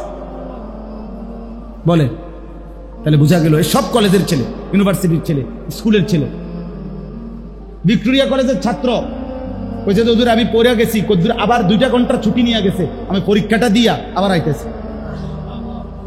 কসম আল্লাহ, দিন শিখতে চাইছে। 3 দিনে আলহামদুলিল্লাহ উস্তাদরা মোট 30 জন ছাত্র, বড় ছাত্র এবং উস্তাদ মিলে শিখাইছে। আলহামদুলিল্লাহ আমার শায়েখ আল্লামা মুফতি মুশতাকুন নবী কাসেমি, ওনার সামনে 3য় দিন বৃহস্পতিবার দুপুরে কলেজের ছাত্র পুরা 2 রাকাত নামাজ আদায় করে দেখাইছে। তাহলে হতাশার কিছু নাই। আলহামদুলিল্লাহ মুসলমানের নওজোয়ান ইসলামের দিকেই ফিরছে, কারণ কলিজার ভিতরে রব যে কালেমা দিছিলেন সেটা তো মুছে যায় না। হয়তো ঢাকা পড়ে গেছে, চাপা পড়ে গেছে গুনাহের কারণে, নারী দেখতে দেখতে, ছবি দেখতে দেখতে, মোবাইলের নাচ দেখতে দেখতে, একটু ঘষে মাইজা আবার জাগায় দিলে ইনশাল্লাহ ইমান জেগে উঠবে, আবার জেগে উঠবে ইনশাআল্লাহ। আল্লাহ তাআলা আমাদের মুসলমানের সন্তানদেরকে আল্লাহর জন্য কবুল করে নেয়। আমরা সত্যিকার অর্থে মানুষ হওয়া দরকার। জীবনের সার্থকতা, মানুষ হওয়ার সার্থকতা ইনসান হওয়ার সার্থকতা। এটাই এবার বলি, শুনেন, তাইলে আমার কথা শেষ। আল্লাহ তাআলা বলেন রিজালুন, তারাই মানুষ, তারাই পুরুষ, তারাই মানুষ। আমরা কথায় কথায় বলি তে একটা বেড়ায়, আল্লাহ এখানে বলছে রিজাল, তারাই বেড়া, তারাই মানুষ, তারাই ইনসান। লা তুলহিহিম তিজারাতুন ওয়ালা বাইউন, যাদের ব্যবসা বেচা কিনা লেনদেন, চাকরি, কৃষি, আয় উপার্জন, দিবারাত্রির ব্যস্ততা তাদেরকে ভুলায় না। চারটা জিনিস আল্লাহ বলছে, চারটি জিনিস আমার যে বান্দা ভোলে না, তার সমস্ত ব্যস্ততার ভিতরেও সে ব্যবসা হোক, বেচা কিনা হোক, চাকরি হোক, কৃষি হোক, পড়ালেখা হোক, রান্না বান্না হোক, যাই হোক, যে কর্মই করুক, যে কাজই করুক, যেই মেহনতি করুক, যে চারটা জিনিস বলে না, আল্লাহ বলছে রিজাল, সেই মানুষ, সেই পুরুষ, সেই বেটা। এক নম্বর আন যিকরিল্লাহ, যে আল্লাহর জিকির বলে, মালিকের নাম বলে না। যে মনিব চিনে না, সে তো লাওয়ারিস। যে মায়ের নামই বলতে পারে না, যে বাবার পরিচয় বলতে পারে না, সে লাওয়ারিস না, সে বেওয়ারিস না। তো যে বানানেওয়ালাই চিনে না, যে সৃষ্টিকর্তাই চিনে না, যার কলিজায়, যার জবানে তার বানানেওয়ালার নামে নাই, মালিকের নামে নাই, তো কির মানুষ? ও কিসের মানুষ? হয়তো গরু ছাগল, কত জন্তু জানোয়ার। এজন্য আল্লাহ তাআলা বলেন তারাই মানুষ যাদের যাবতীয় ব্যস্ততা তাদেরকে আল্লাহর জিকির ভুলায় না। দস্ত বকার দিল বয়ার, ফার্সি ভাষায় বলে এক মুমিনের বৈশিষ্ট্য হবে এমন যে হাত থাকবে কাজে, দিল থাকবে ইয়ার মানে বন্ধু, ইয়ার মানে বন্ধু। আরে ইয়ার, এটা ফার্সিতে বলে, উর্দুতে বলে ইয়ার মানে বন্ধু। তো দিল বয়ার, যার দিল থাকবে তার বন্ধু আল্লাহর সাথে। মুমিনের প্রকৃত বন্ধু আল্লাহ, মুমিনের প্রথম বন্ধু আল্লাহ। কে? ইন্নামা ওয়ালিয়ুকুমুল্লাহ। আল্লাহ বলেন, হে ঈমানদার, তোমাদের বন্ধু হচ্ছে এক নম্বরে আল্লাহ।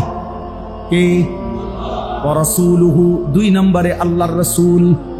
তিন নম্বরে ওয়াল্লাযীনা আমানুল্লাযীনা ইউকিমুনাস সালাতা ওয়া ইউতুনাজ যাকাতা ওয়া হুম রাকিউন। আল্লাহ বলে, যারা 5 ওয়াক্ত নামাজ আদায় করে, যাকাত প্রদান করে, আল্লাহর হুকুমের প্রতি ঝুঁকে থাকে, এমন মুত্তাকি মুমিন হলো মুমিনের বন্ধু। এই আল্লাহ কোরআন তিনটা বন্ধু, মুমিনের বন্ধু তিনজন। এক নম্বরে আল্লাহ, দুই নম্বরে রাসূলুল্লাহ সাল্লাল্লাহু আলাইহি ওয়াসাল্লাম, তিন নম্বরে মুত্তাকি মুমিন। কি মুমিন? না কোন মদখোর, সুদখোর, কোন ঘুষখোর, জিনাখোর, ব্যভিচারী, কোন নির্লজ্জ বেহায়া মুমিনের বন্ধু হইতে পারে না।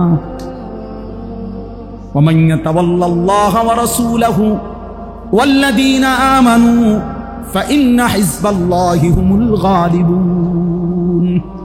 আল্লাহ বলেন, আবারও বলছি, বান্দা আল্লাহকে যে বন্ধু বানাবে, রাসূলকে যে বন্ধু বানাবে, মুত্তাকি মুমিনকে যে বন্ধু বানাবে, সেই হচ্ছে আল্লাহর দল। আর এই আল্লাহর দলই কেবল বিজয়ী হবে। কোরআন শরীফ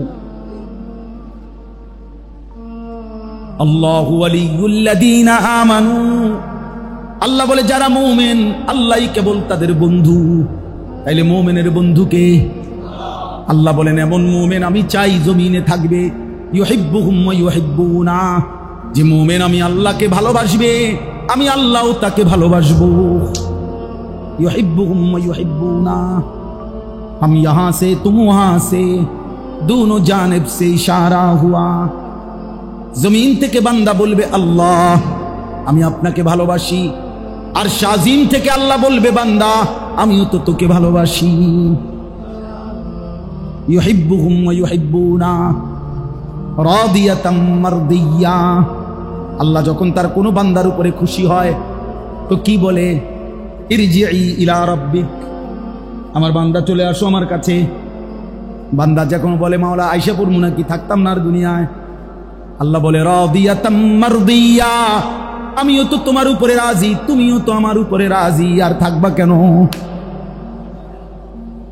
প্রতিটা সেজদা যার জন্য দিয়েছো, এই জবানে যারে বারবার ডাকছো, আমি সেই মালিক তো তোমার উপরে খুশি হয়ে গেছি। তাইলে এখন তো তুমি আমার কাছেই ফিরবা, আসো, আয়সা পড়ো। সুবহানাল্লাহ। এজন্য বন্ধু, আন যিকরিল্লাহ, আল্লাহর স্মরণ যেই জবানে নাই, যেই কলিজায় তার মালিকের নাম নাই, ওই কলিজা মুর্দা, ওই জবান মারা গেছে। বিশ্বাস করেন, রাসূলুল্লাহ সাল্লাল্লাহু আলাইহি ওয়াসাল্লাম বলছে, যে আল্লাহর জিকির করে না, যে আল্লাহকে ডাকে না, সে মৃত, মরা মরা। বিশ্বাস করে, এটা হাদিস। নবীজি বলছে কাল বাইতিল খারিব, ওটা বিরান ঘর, সারা বাড়ি। আপনারা এটা কি কন, মানে আগে ঘর ব্যবহার করতে, এখন এই ঘর এটা ব্যবহার করে না, ওনার থাকে না। হ্যাঁ, সারা বাড়ি, মানে গ্রাম্য ভাষায় কি কয়, সারা বাড়ি। অর্থাৎ এখন আর মানুষ থাকে না, এখন থাকে কি, বিড়াল, সাপ, বিচ্ছু, কুত্তা। হ্যাঁ, আলগা ঘরে এগুলা, যেখানে এখন আর কি থাকে না, পুরান দুরান হয়ে গেছে দেখতে, ওনার এটা আলগা। নবী সাল্লাল্লাহু আলাইহি ওয়াসাল্লাম বলছে, যে কলিজায় আল্লাহর স্মরণ নাই, ওইটা আলগা ঘর, সারা বাড়ি। ওই দিলে আর মানুষ থাকে না, ওই দিলে কুকুর বিড়াল থাকে, ওই দিলে সাপ বিচ্ছু থাকে, ওই দিলে জানোয়ার থাকে, ইনসান থাকে। এই জন্য যুবক, তোমরা যারা 24 ঘন্টা জিন্দিগি মোবাইলের উপরে উৎসর্গ করে দিছ, মনে রাখো বাপ, একদিন আফসুস করতে হবে। একদিন চোখ মেলে দেখবা, পিছন ফিরে তাকায়া দেখবা কিছুই নাই। ভালোবাসার সেই বন্ধু নাই, যে মেয়ের পিছনে ঘুরে জীবন শেষ করছো, ওয়ও নাই, যে বন্ধু নামের দুষ্ট, যারা কোনোদিন তোমারে নামাজ পড়তে বলে নাই, ওরাও তোমার সাথে নাই। তুমি একাই একাই একাই। স্বার্থপর এই দুনিয়া কাউরে মনে রাখে না। ওই যে মাইলস্টোন স্কুল অ্যান্ড কলেজের বাচ্চাদের কথা এখন আর আলোচনা আসেনি। আরে অহন আজ 3-4 দিন আর কোনো আলোচনা আসেনি, খালাস। কি কারে মনে রাখে? ওই দেখেন, ওই অপদার্থরে দেখেন, ওই অপদার্থ ওইখানে বসে বসে বারবার ব্যস্ত মোবাইলের ছবি উঠানো নিয়ে। কারে বলে? মানুষরে বলে না প্লাস্টিক রে বলে, খবরও না।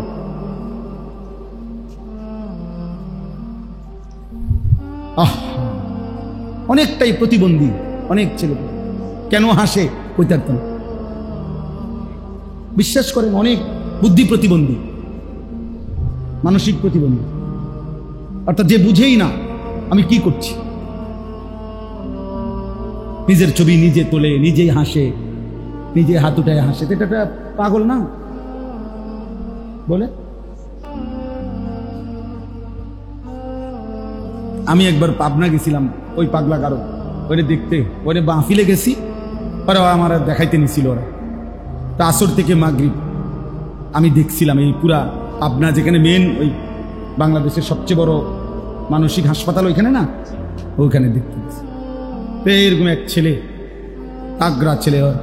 তাই বললাম তোমার নাম কি? বাবাকে চিনেন? আমি রবীন্দ্রনাথ ঠাকুর। দাদা আমি বুঝলাম সে তো পাগল। আহা, বুঝেন না? এবং বিশ্বাস করো ভাই, যদি 200-300 মানুষ দেখছি, ছেলে ছেলে আলাদা আলাদা, এর মধ্যে আমার মনে যদি 200 বাচ্চা মানে দেখে থাকি লোক, 198 জন যুবক, কসম খোদা 2 জন হবে বুড়া মানুষ, বয়স্ক লোক, আর সব নওজোয়ান, সব মাদকাসক্ত, নারীতে আসক্ত, প্রেমে ব্যর্থ, ইত্যাদি ইত্যাদি বিভিন্ন কারণে ব্রেন সমস্যা। আরেকটা আশ্চর্য জিনিস দেখছি, লক্ষণীয় হলো, যখন আমি মাগরিবের আজান দিয়ে ফেলছে, তখন আজান চলাকালীন সময় বের হইতেছিলাম, মানে পাশেই মসজিদ, তো আজান দিয়ে ফেলছে, তখন দেখছি একটা, আমি যেই সেলটার সামনে দাঁড়ানো, ওইখানে একটা, এই সবগুলো তো পাগলই, এগার সামনে একটা ছেলে আজান দিছে, এরপরে নামাজে দাঁড়াইছে জামা, আমি গুনছি 11 জন, ওরা নামাজ করতেছে মাগরিবের। আমার চোখে দেখছি, আমার তখন আফসোস লাগছে যে আহারে, এ তো পাগল, এরপরও তো মালিকের সেজদা দিতে দাঁড়াইছে। আর আমার এই সুস্থ সবল সন্তান, এমনও যাদের জীবন যায়, যারা 365 দিনে কোনো দিন ফজরের নামাজ একদিনও পড়ে। ওফ, কি পরিমাণ বদনসিব, কি পরিমাণ দুর্ভাগ্য, কি পরিমাণ মন্দ কপাল ওই যুবক, কি পরিমাণ লানত তার উপরে, কি পরিমাণ খোদার গজব, যার কপাল একটা বারের জন্য মালিকরে সেজদা দেয়। অথচ কপাল অন্য কোনো কাজে ব্যবহার হয়, পৃথিবীতে উপার্জনের কোনো আইটেমে কপাল লাগে না। মানে হাত লাগে, পাও লাগে, কান দিয়া শুনতে হয়, চোখ দিয়া দেখতে হয়, ব্রেন দিয়া খাটাইতে হয় বুদ্ধি, কিন্তু কপাল এটা দিয়া কোনো কিছু ঠেলে আনে, আগ্রায় ফিচ্চায়, বুঝেন নাই কথাটা? এইটা বাহ্যিকভাবে আর উপার্জনের কোনো কাজে কি লাগে, তো এটা কেন বানাইল? খোদার কসম, এটা শুধুই আল্লাহ সেজদার জন্য। কপাল আল্লাহ বানাইছেই সেজদা। এই জন্য মূলত কপাল পোড়া ওই ব্যক্তি যার কপাল সেজদা দেয়। নাহলে কামাই রোজগারি কম বেশি হয়েছে, এটা কোনো মন্দ কপাল। এটা তো তোমার মতো আরো বহু মানুষ আছে, তোমার চাইতে কম আয়ের মানুষও তো আছে, আছে না? এটা তো কোনো বিষয় যে আমার কপাল মন্দ, আমি বিদেশ গিয়েও আইয়ালাম লাগছে, অথবা আমি আজ 30 বছর ব্যবসা করেও একটা বিল্ডিং করতে পারছি না। না, কত মানুষ, এটা তো কথা না, এটা তো মন্দ কপাল না, কারণ এর চাইতে দুর্বল মানুষ আছে না। তো আর কি মন্দ কপাল ওই ব্যক্তি যার কপাল তো ছিল কিন্তু সে তার মালিককে সেজদা দেয়, যার হায়াত তো ছিল, যার কোমর বাঁকা হইতো, যার কোনই ভাঙতো, হাঁটু বাঁকা হইতো, সব সামর্থ্য থাকার পরেও যেই বদবখ্ত কমবখ্ত সেজদা দিতে পারে নাই, সে মূলত মন্দ কপাল। ওই কপাল পড়া আর কপাল পড়ছে, আল্লাহ হেফাজত করে। দ্বিতীয় নম্বর এটাই, ইকামিস সালাহ, 5 ওয়াক্ত নামাজ। আল্লাহ বলেন শত ব্যস্ততা যাকে 5 ওয়াক্ত নামাজ ভুলায় না সে মানুষ। সে কি মানুষ? সে কি? 1 নম্বর যে আল্লাহর জিকির বলে না, আল্লাহর নাম নেয়, সুবহানাল্লাহ, আলহামদুলিল্লাহ, আল্লাহু আকবার, লা ইলাহা ইল্লাল্লাহ, এভাবে আল্লাহকে ডাকতে থাকে। কখনো বলে সুবহানাল্লাহ, কখনো বলে আলহামদুলিল্লাহ, কখনো বলে আল্লাহু আকবার, কখনো বলে লা ইলাহা ইল্লাল্লাহ, কখনো বলে আস্তাগফিরুল্লাহ, কখনো বলে সাল্লাল্লাহু আলাইহি ওয়াসাল্লাম। খুশি হলে বলে মাশা আল্লাহ, প্রত্যাশা মতো পেলে বলে আলহামদুলিল্লাহ, দুঃখ পেলে বলে ইন্না লিল্লাহ, অবাক হলে বলে মাশা আল্লাহ, এভাবে বলতেই থাকে হার হালাতে। সুখেও আল্লাহর নাম নেয়, দুঃখেও আল্লাহর নাম নেয়। আল্লাহ বলেন ওই তো আমার বান্দা, ও হাসলেও বলে আলহামদুলিল্লাহ, কাঁদলেও বলে ইন্না লিল্লাহ। ও তো সারাক্ষণ আমার নাম, ওই তো আমার, ও তো আমার। এই জন্য এটা অনেক বড় নিয়ামত যে যার জবান আল্লাহর নাম ডাকে, আল্লাহকে ডাকে, জবানকে আল্লাহ তাআলা, জিহ্বা যার আল্লাহর নামে ডাকে, বহুত বড় শুকরিয়া। এই বাপ, বহুত বড় শুকরিয়া। কিতাবের মধ্যে আমরা পড়ছি যার একবার আল্লাহর ডাক আল্লাহ কবুল করে, তাকেই আল্লাহ দ্বিতীয়বার ডাকার সুযোগ দেয়।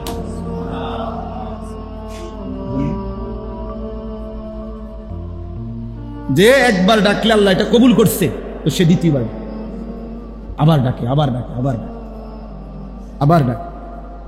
একটা সময় বান্দা আল্লাহকে ডেকে মজা, এই জন্য বেশি বেশি আল্লাহকে ডাক।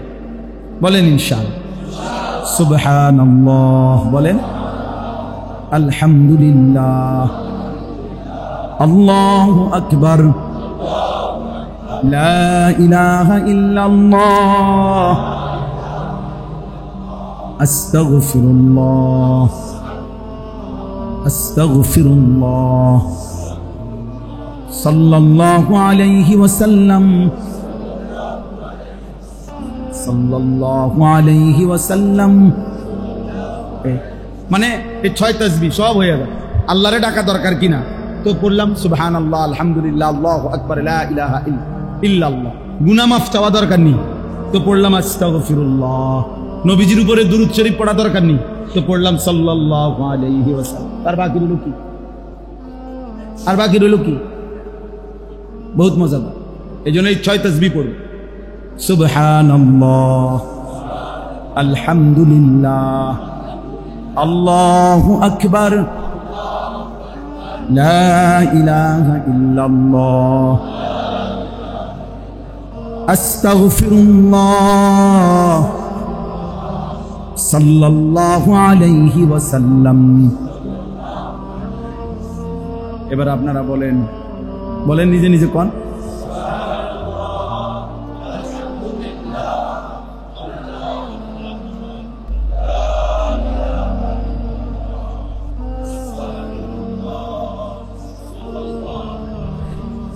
মাশাল, তাইলে গুনে গুনে পড়েন, গুনা ছাড়া পড়েন, তসবিহ দিয়ে পড়েন, এমনে এমনে পড়েন, হ্যাঁ যেমনে পারেন পড়েন। কয়বার বললাম ফেরেশতা কইনবো, মা বড়া কি কাম,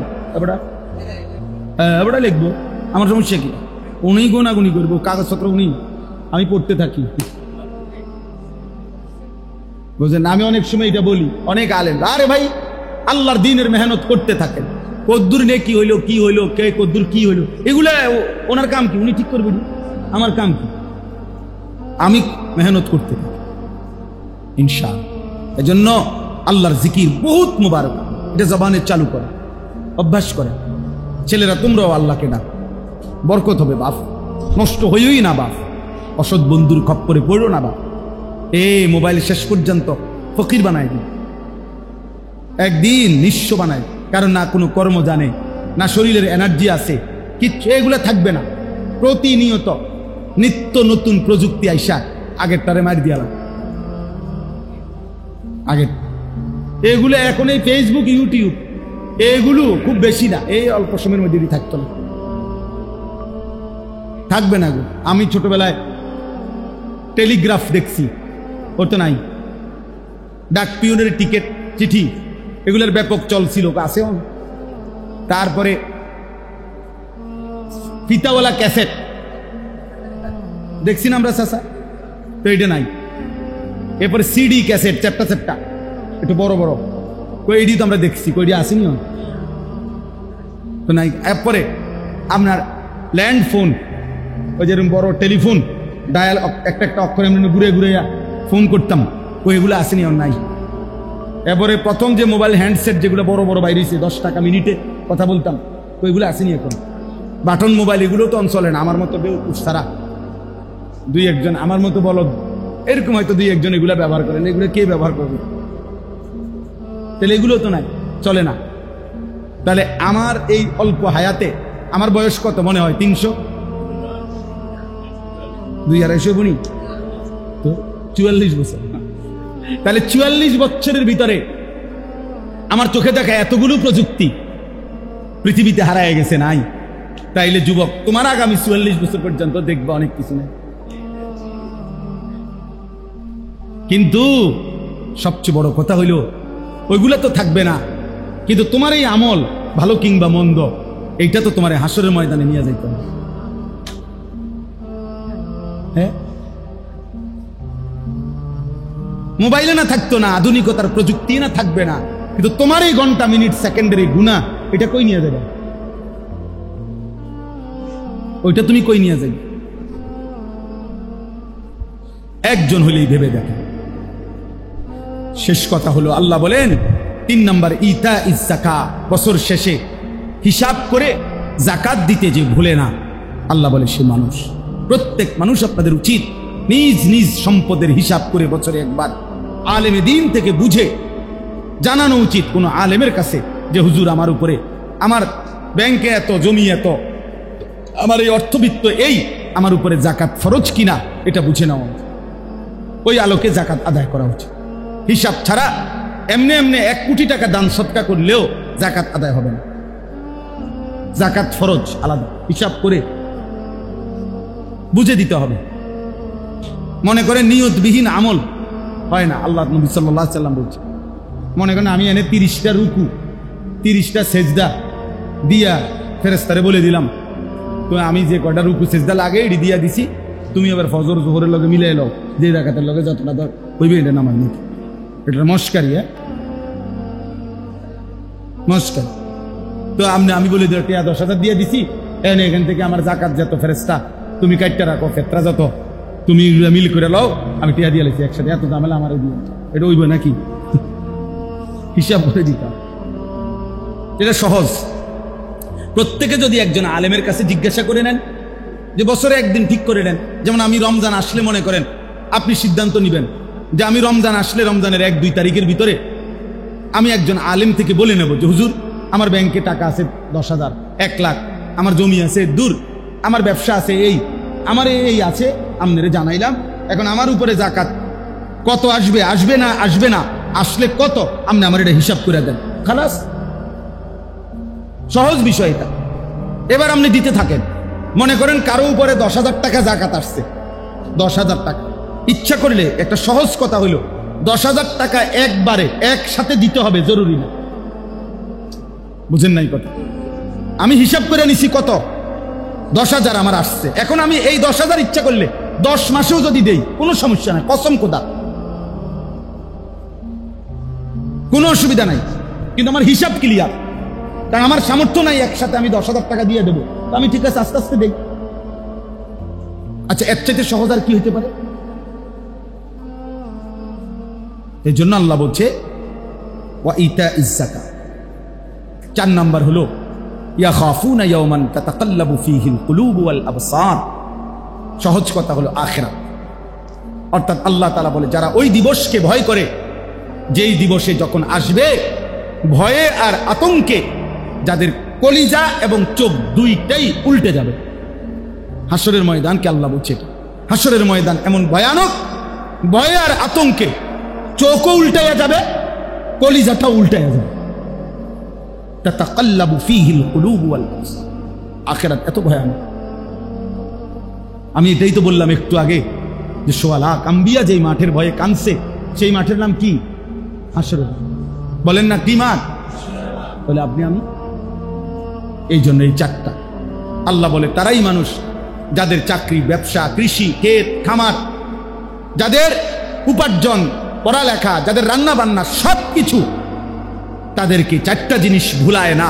1 আল্লাহর জিকির, 2 5 ওয়াক্ত নামাজ, 3 বছর শেষে হিসাব করে যাকাত, 4 আখিরাত। কয়টা? 1 নম্বর কি বলেন? আল্লাহর জিকির। বলেন 2 নম্বর? না নামাজ, আমিও নামাজ কই নাই। না না, আমি যেটা কইছিলাম আমি সালাত কই নাই, না নামাজও বলি না। ওকে মাশাআল্লাহ, আমি বলছি 5 ওয়াক্ত নামাজ। আপনি হেঁটে কোন? আপনি ওই শুক্রবারের 2 রাকাত, হ্যাঁ উনি সংবং পাইছে। অনেকে আছেন আমাদের একটা বড় অংশ, উনি মনে করে আমরা বেউকুফ। কিছু লোক আছে না, মনে করে আমরা যারা 5 ওয়াক্ত নামাজ পড়ি আমরা বেউকুফ, তাই নিয়ে চালাক। বেটা তুই সারা সপ্তাহ লাগাইয়া যা করস, আমি তো শুক্রবারে 2 রাকাত দিয়েই তা হাসিল করে লাইছি। আরে সুবহানাল্লাহ, আপনি শুধু ভাত খান, আমরা চিড়া খাই ভিজাইয়া পানি দিয়া। আমরা বেউকুফ পাইছেন আপনি নাম করে? আপনাদের কোন শয়তানে বলছে, কোন ইবলিসে বলছে বেটা যে মুসলমানের উপরে শুধু জুমা ফরজ, মুসলমানের উপরে 5 ওয়াক্ত নামাজ ফরজ? শুক্রবার দিন জুমা কোনো আলাদা না, শুক্রবার দিনও নামাজ 5 ওয়াক্তই। কথা বলে না? শুক্রবারে নামাজ কয় ওয়াক্ত? তো 5 ওয়াক্তই তো। তাইলে জুমার নামাজ ফজিলত অনেক, এটা পৃথক নামাজ না যে জোহর একটা আছে একটা পৃথক, ঈদের নামাজ না পৃথক নামাজ, জানাজার নামাজ না পৃথক নামাজ, জুমার নামাজ পৃথক। তাইলে নামাজ তো 5 ওয়াক্ত, এই জন্য এটা জরুরি। 5 ওয়াক্ত নামাজ পড়তে হবে। ফজরের নামাজ যে পড়ে না, রাসূলুল্লাহ সাল্লাল্লাহু আলাইহি ওয়াসাল্লাম সরাসরি বলছে সে মুনাফিক। সরাসরি বলছে মুনাফিক। হযরত আব্দুল্লাহ ইবনে ওমর বলছে নবীজির জামানায় ফজরের অনুপস্থিতি দেখে আমরা মুনাফিক চিহ্নিত করতাম। হযরত আব্দুল্লাহ ইবনে মাসউদ বলছে যে নবীজির জামানায় যারা প্রকৃত মুনাফিক, আমরা যারা নিশ্চিত ছিলাম যাদের ব্যাপারে মুনাফিক, তারাও লজ্জায় মানুষ যাতে মুনাফিক না বলে, এই লজ্জা থেকে বাঁচার জন্য খোদার কসম তিনি বলেন তারাও ফজরের নামাজের জামাতে আসে। হযরত আব্দুল্লাহ ইবনে মাসউদ বলছে যে নবীজির জামানায় চিহ্নিত মুনাফিকরাও ফজরের জামাতে আসছে। আর তুমি নিজেকে মুসলমান বলো, অথচ 2, 4, 6 মাসের মধ্যেও কেউ কোনো দিন ফজরের নামাজের মসজিদে তোমারে দেখে নাই। কি ভাইয়া, এ কেমন মুসলমান? এটা আইডি কার্ডের মুসলমান, এ তো জন্ম নিবন্ধন সনদের মুসলমান। এটা বোঝা উচিত। হাসরের ময়দানে জন্ম নিবন্ধন দেখবে না, হাসরের ময়দানে আইডি কার্ড নিবে না, হাসরের ময়দানে কপাল দেখবে। সীমাহুম ফি ওয়ুজুহিহিম মিন আসারিস সুজুদ। আল্লাহ তাআলা বলেন ওই কপালের মধ্যে সেজদার চিহ্ন ঝলঝল করবে। নবীজি বলছেন আমার উম্মতের ওযুর জায়গাগুলো হাসরের ময়দানে গুররাম মুহাজ্জালিন, 1,00,000 ঘোড়ার মধ্যেও যদি একটা ঘোড়ার কপালের মধ্যে লাল চিহ্ন থাকে আলাদা, এটা যেমন চিনা যায়, কোটি কোটি উম্মতের মধ্যে আমার উম্মতের, আমি রাসূলের উম্মতের ওযুর চিহ্নগুলো জায়গাগুলো এভাবে ঝলঝল করবে নূরে, এতেই গোটা হাসরবাসী চিনবে এই আখিরি পয়গম্বরের উম্মত, এই আখিরি পয়গম্বরের উম্মত, এই মুহাম্মদ আরবির উম্মত। দেখো যার সেজদার চিহ্ন, যার ওযুর জায়গা ঝলঝল করছে। গুররাম মুহাজ্জালিন বিআথারিল ওযু। বেকুব মনে করছো তোমরা আমগরে? হ্যাঁ, বোকা মনে করছো মিয়া? 5 ওয়াক্ত নামাজ পড়ে আমরা বোকা, হালাল পথে চলে আমরা বোকা না? বোকা নামে হাসরের ময়দানে দেখবা ইনশাআল্লাহ কে বোকা কে চালা। আল্লাহ হেফাজত করে। শেষ কথা হলো, আল্লাহ বলেন এই 4টা জিনিস ঠিক রেখে যে তার জীবন চালায়, লিয়াজজিয়াহুমুল্লাহু আহসানা মা আমিলু, আমি তার সমস্ত কাজের সর্বোত্তম বিনিময় আমি আল্লাহ দেব। অর্থাৎ তার সবকিছুর বিনিময় দেব। সবকিছু মানে তার নামাজের বিনিময় দেবো, তার ব্যবসার বিনিময়, বুঝেন না? মা আমিলু, সে যা করবে আর সবকিছুর বিনিময়।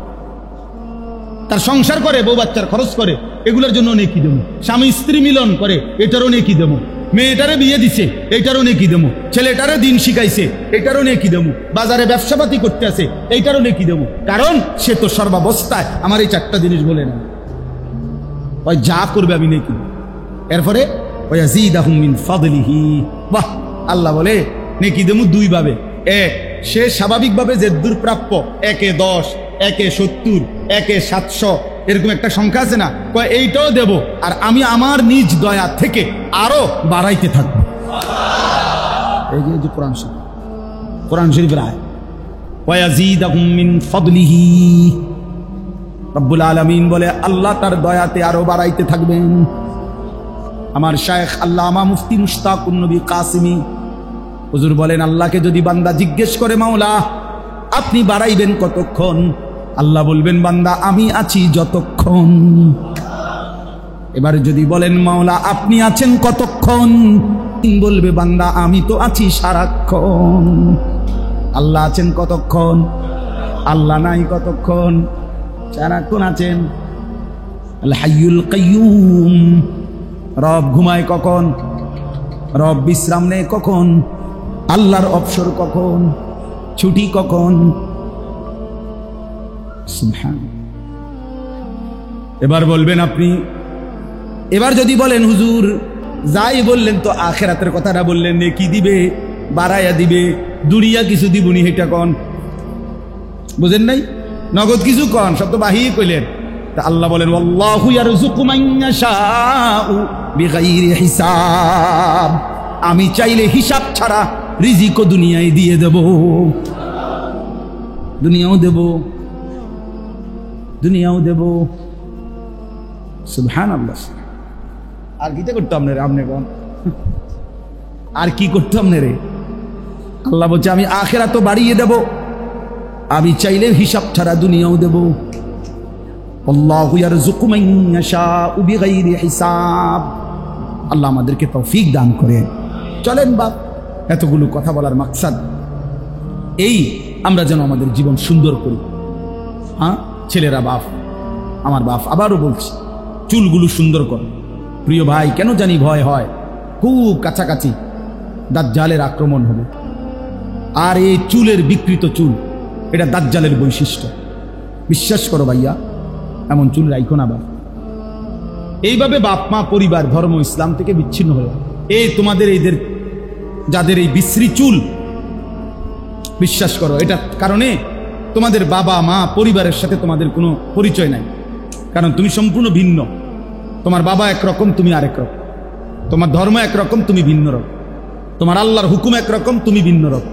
তোমার রসুলের সুন্নাত একরকম, তুমি ভিন্ন রকম। সাহাবায়ে কেরাম একরকম, তুমি ভিন্ন রকম। আউলিয়ায়ে কেরাম একরকম, তুমি ভিন্ন রকম। ওলামায়ে কেরাম একরকম, তুমি ভিন্ন রকম। ইমাম সাহেব একরকম, তুমি ভিন্ন রকম। মুয়াজ্জিন সাহেব একরকম, তুমি ভিন্ন রকম।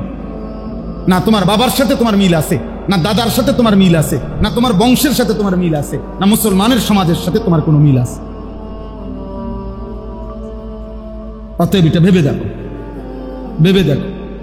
দুষ্ট বন্ধু একজন আরেকজন শয়তান সওয়ার হয়, ওই হাসি দিয়া রসিকতা করে তোমার উড়াই দিল, আর যা বলেই এগুলো না। আলাদা আলাদা বদলাইতে হয়, আখিরাতের বিষয়ে আলাদা আলাদা বদলাইতে হয়। যে সবাইকে আমি ডাকবো, আমি সবসময় এটা বলি যে এই শেষ কথা মনে রাখবেন, আমার নীতি হবে কেরম মুমিনের, আমি সবাইকে আল্লাহর দিকে ডাকবো, কিন্তু আমার নিয়ত কলিজার মধ্যে এটা ইয়াকিন থাকবে, কেউ যদি না শোনে আমি একাই আমার রবকে মানব। বুঝেন নাই? আমি নামাজের জন্য সবাইকে ডাকছি, কেউ আসে নাই, তাই বলে আমি সেজদা দেব না। নবীজি সাল্লাল্লাহু আলাইহি সাল্লাম এটা বলছে, আমি বলতেই আছি উম্মত, কিন্তু তাই বলে কেউ যদি নাও শোনে তবু আমি আমার রবকে ছাড়ব। নবীজি বলছেন হযরত হুযাইফাকে, সাহাবী হুযাইফা, ওনারে বলছে হুযাইফা, প্রয়োজনে গাছের শিকড়, গাছের গোড়ালি কামড়াইয়া ধরে হলো তুমি একাই আল্লাহ দ্বীনের উপরে থাকবে, যদি কখনো কাউকে না পাও ঠিক আছে, সবাইকে ছেড়ে দিলা, কিন্তু তুমি দ্বীন ছেড়ো। আল্লাহ আমাদের সন্তানদেরকে তৌফিক দান করেন। আল্লাহ তাআলা প্রতিটা মুসলমানের বাচ্চাকে কবুল করে নেন। আজকের এই ইসলাহি মজলিস, যাদের কষ্ট, যাদের ফিকির, যাদের আয়োজনে আল্লাহ তাআলা সবাইকে উত্তম বিনিময় দান করেন। আলহামদুলিল্লাহ রাব্বিল আলামিন। আল্লাহুম্মা আনতাস সালাম ওয়া মিনকাস সালাম, তাবারাকতা ইয়া যাল জালালি ওয়াল ইকরাম। ইয়া রাব্বি লাকাল হামদু কামা ইয়ানবাগি লিজালালি ওয়াজহিকা ওয়া আযীমি সুলতানিক।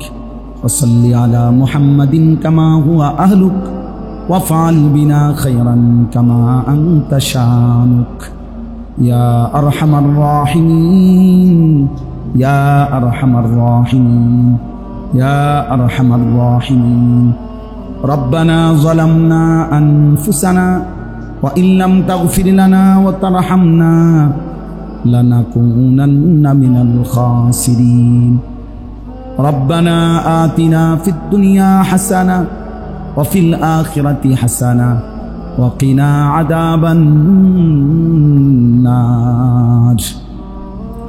ربنا لا تزغ قلوبنا بعد إذ هديتنا وهب لنا من لدنك رحمة إنك أنت الوهاب. ربنا وآتنا ما وعدتنا على رسلك ولا تخزنا يوم القيامة إنك لا تخلف الميعاد. ربنا اصرف عنا عذاب جهنم إن عذابها كان غراما إنها ساءت مستقرا ومقاما. رب ارحمهما كما ربياني صغيرا. ربنا هب لنا من أزواجنا وذرياتنا قرة أعين واجعلنا للمتقين إماما. رب اجعلني مقيم الصلاة ومن ذريتي ربنا وتقبل دعاء. ربنا اغفر لي ولوالدي وللمؤمنين يوم يقوم الحساب. মাওলায়ে করিম আপনি মাফ করে দেন, রব্বে করিম আপনি মাফ করে দেন, মেহেরবান মাওলা আপনি মাফ করে দেন। রাত গভীর মাওলা, আপনার ঘরেই বসেছিলাম, আপনার ঘরেই বসেছিলাম, আপনার কথাই শুনতেছিলাম, আপনার বন্ধুর কথা শুনতেছিলাম, আখিরাতকে ভয় পাচ্ছিলাম, জাহান্নামের কথা মনে পড়লো মাওলা, কবরের আযাবের কথা মনে পড়লো। পেছন দিকে তাকিয়ে দেখলাম জীবনটা গুনায় গুনায় ভরে গেছে মাওলা। আল্লাহ, অন্ধকার ছাড়া আর কিছুই দেখা যায় না মাওলা। আপনার নাফরমানি করে জিন্দেগি শেষ করে ফেলেছি মাওলা। আজ আপনার ঘরেই রাত গভীরে মাওলা হাত বাড়াইলাম আপনারই কাছে মাওলা, ফিরাইয়া দিয়েন না, তাড়াইয়া দিয়েন না মাওলা। ফিরিয়ে দিলে আশ্রয় মিলবে কোথায়, তাড়িয়ে দিলে ঠিকানা মিলবে কোথায়? আপনি মাফ করে দেন, মাফ করে দেন। আপনি গফফার, আপনি গফুর, আপনি রহমান, আপনি রহিম, আপনি আরহামুর রাহিমিন। আপনি মাফ করে দেন। আযাব দিলে আপনার কোনো লাভ নাই, মাফ করে দিলে আপনার কোনো ক্ষতি নাই, মাফ করলে আপনার কমবে না, মাফ না পেলে আমাদের উপায় থাকবে না। আল্লাহ মাফ করে দেন। কিশোর যুবক ছেলেগুলোকে মাফ করে দেন, বয়স্ক বাবা চাচাদেরকে মাফ করে দেন, উলামায়ে কেরামকে মাফ করে দেন, মা বোনদেরকে মাফ করে দেন, কবরবাসীদেরকে মাফ করে দেন। কিয়ামত পর্যন্ত কবরের আযাব মাফ করে দেন, কবরগুলোকে জান্নাতের টুকরা বানিয়ে দেন। আল্লাহ আমাদের জীবন সুন্দর করে দেন মাওলা। ঈমান আমলের জীবন দান করেন, ইজ্জত আফিয়ত দান করেন, তাকওয়া তাহারত দান করেন, হিম্মত ইস্তেকামত দান করেন। সেজদাওয়ালা কপাল বানিয়ে দেন, কাঁদনেওয়ালা চোখ বানিয়ে দেন, জিকিরওয়ালা জবান বানিয়ে দেন, মোহব্বতওয়ালা দিল বানিয়ে দেন, বন্দিগি আর গোলামিওয়ালা জীবন বানিয়ে দেন। আয় করিম আপনি তৌফিক দেন। ছেলেগুলোকে সুন্দর করে দেন, ওদের আখলাক সুন্দর করে দেন, ওদের চুল সুন্দর করে দেন, ওদের চেহারা সুন্দর করে দেন, ওদের কপাল সুন্দর করে দেন, কলিজায় ঈমান দিয়ে দেন, ইসলাম দিয়ে দেন, নামাজের ভালোবাসা দিয়ে দেন। আপনি চাইলেই বদলাবে মাওলা, আপনি না চাইলে হবে না মাওলা। আপনি দয়া করেন তো মাওলা, তো এরা বদলে যাবে মাওলা। ওমরকে আপনি দয়া করেছেন, সাহাবাদেরকে আপনি দয়া করেছেন, ফলে তারাও তো বদলে গেছে মাওলা। কুফরি করতো যারা, শিরিক করতো যারা, মূর্তি পূজা করতো যারা, আল্লাহ তাদেরকে তো আপনি বদলে দিয়েছেন। এরা মুসলমানের বাচ্চা মাওলা, এদের মা বাপ মুসলমান। আল্লাহ এদেরকে আপনি বদলে দেন, বদলে দেন, বদলে দেন, বদলে দেন, বদলে দেন মাওলা, বদলে দেন, বদলে দেন। আয় করিম আমি ভিক্ষা চাইলাম, নওজওয়ান ছেলেগুলোকে পাল্টে দেয়, যুবকদেরকে পাল্টে দেয়। আল্লাহ ভিক্ষা দিয়েন মাওলা। আয় করিম আমার বাবা চাচাদেরকে আরো নেক আমলের তৌফিক দেয়, মা বোনদেরকে পর্দা পুশিদা দান করে, প্রত্যেকের নেক মাকসাদ পূরণ করে, অসুস্থ বিমারি যারা শিফা করে দেন। আল্লাহ মসজিদখানা কবুল করে নেন। ইমাম, মুয়াজ্জিন, খতিব, কমিটি, মুসল্লি সকলকে কবুল করে, প্রতিটা দাতাকে কবুল করেন, প্রতিটা দানশীল ব্যক্তিকে কবুল করে, কবরবাসীদেরকে মাফ করে দেন, এলাকার সমস্ত মুর্দেগানদেরকে মাফ করে দেন। এই ইসলাহি মজলিস কবুল করে নেন। যাদের ফিকিরে ভালোবাসায় মজলিস হয়েছে আল্লাহ উত্তম বিনিময় দান করে। আল্লাহ আমার ফয়সালকে কবুল করে নেন, পরে সারা আলমের জন্য কবুল করে, কওম মিল্লাতের ফিকিরে কবুল করে নেন, দরদে নববী দান করেন। আল্লাহ এই এলাকার মানুষের আরো খেদমত করার তৌফিক দান করে, প্রতিটা ঘরে ঘরে কালেমার আওয়াজ পৌঁছাবার তৌফিক দান। আল্লাহ আল্লাহ আমার দেশকে নিরাপদ করে দেন। আল্লাহ একজন ইনসাফগার শাসক আমাদেরকে দেন, আর মজলুম বানায়েন না। রব্বির হামহুমা কামা রব্বায়ানি সগীরা। সুবহান রাব্বিকা রাব্বিল ইজ্জাতি আম্মা ইয়াসিফুন ওয়া সালামুন আলাল মুরসালিন ওয়ালহামদুলিল্লাহি রাব্বিল আলামিন।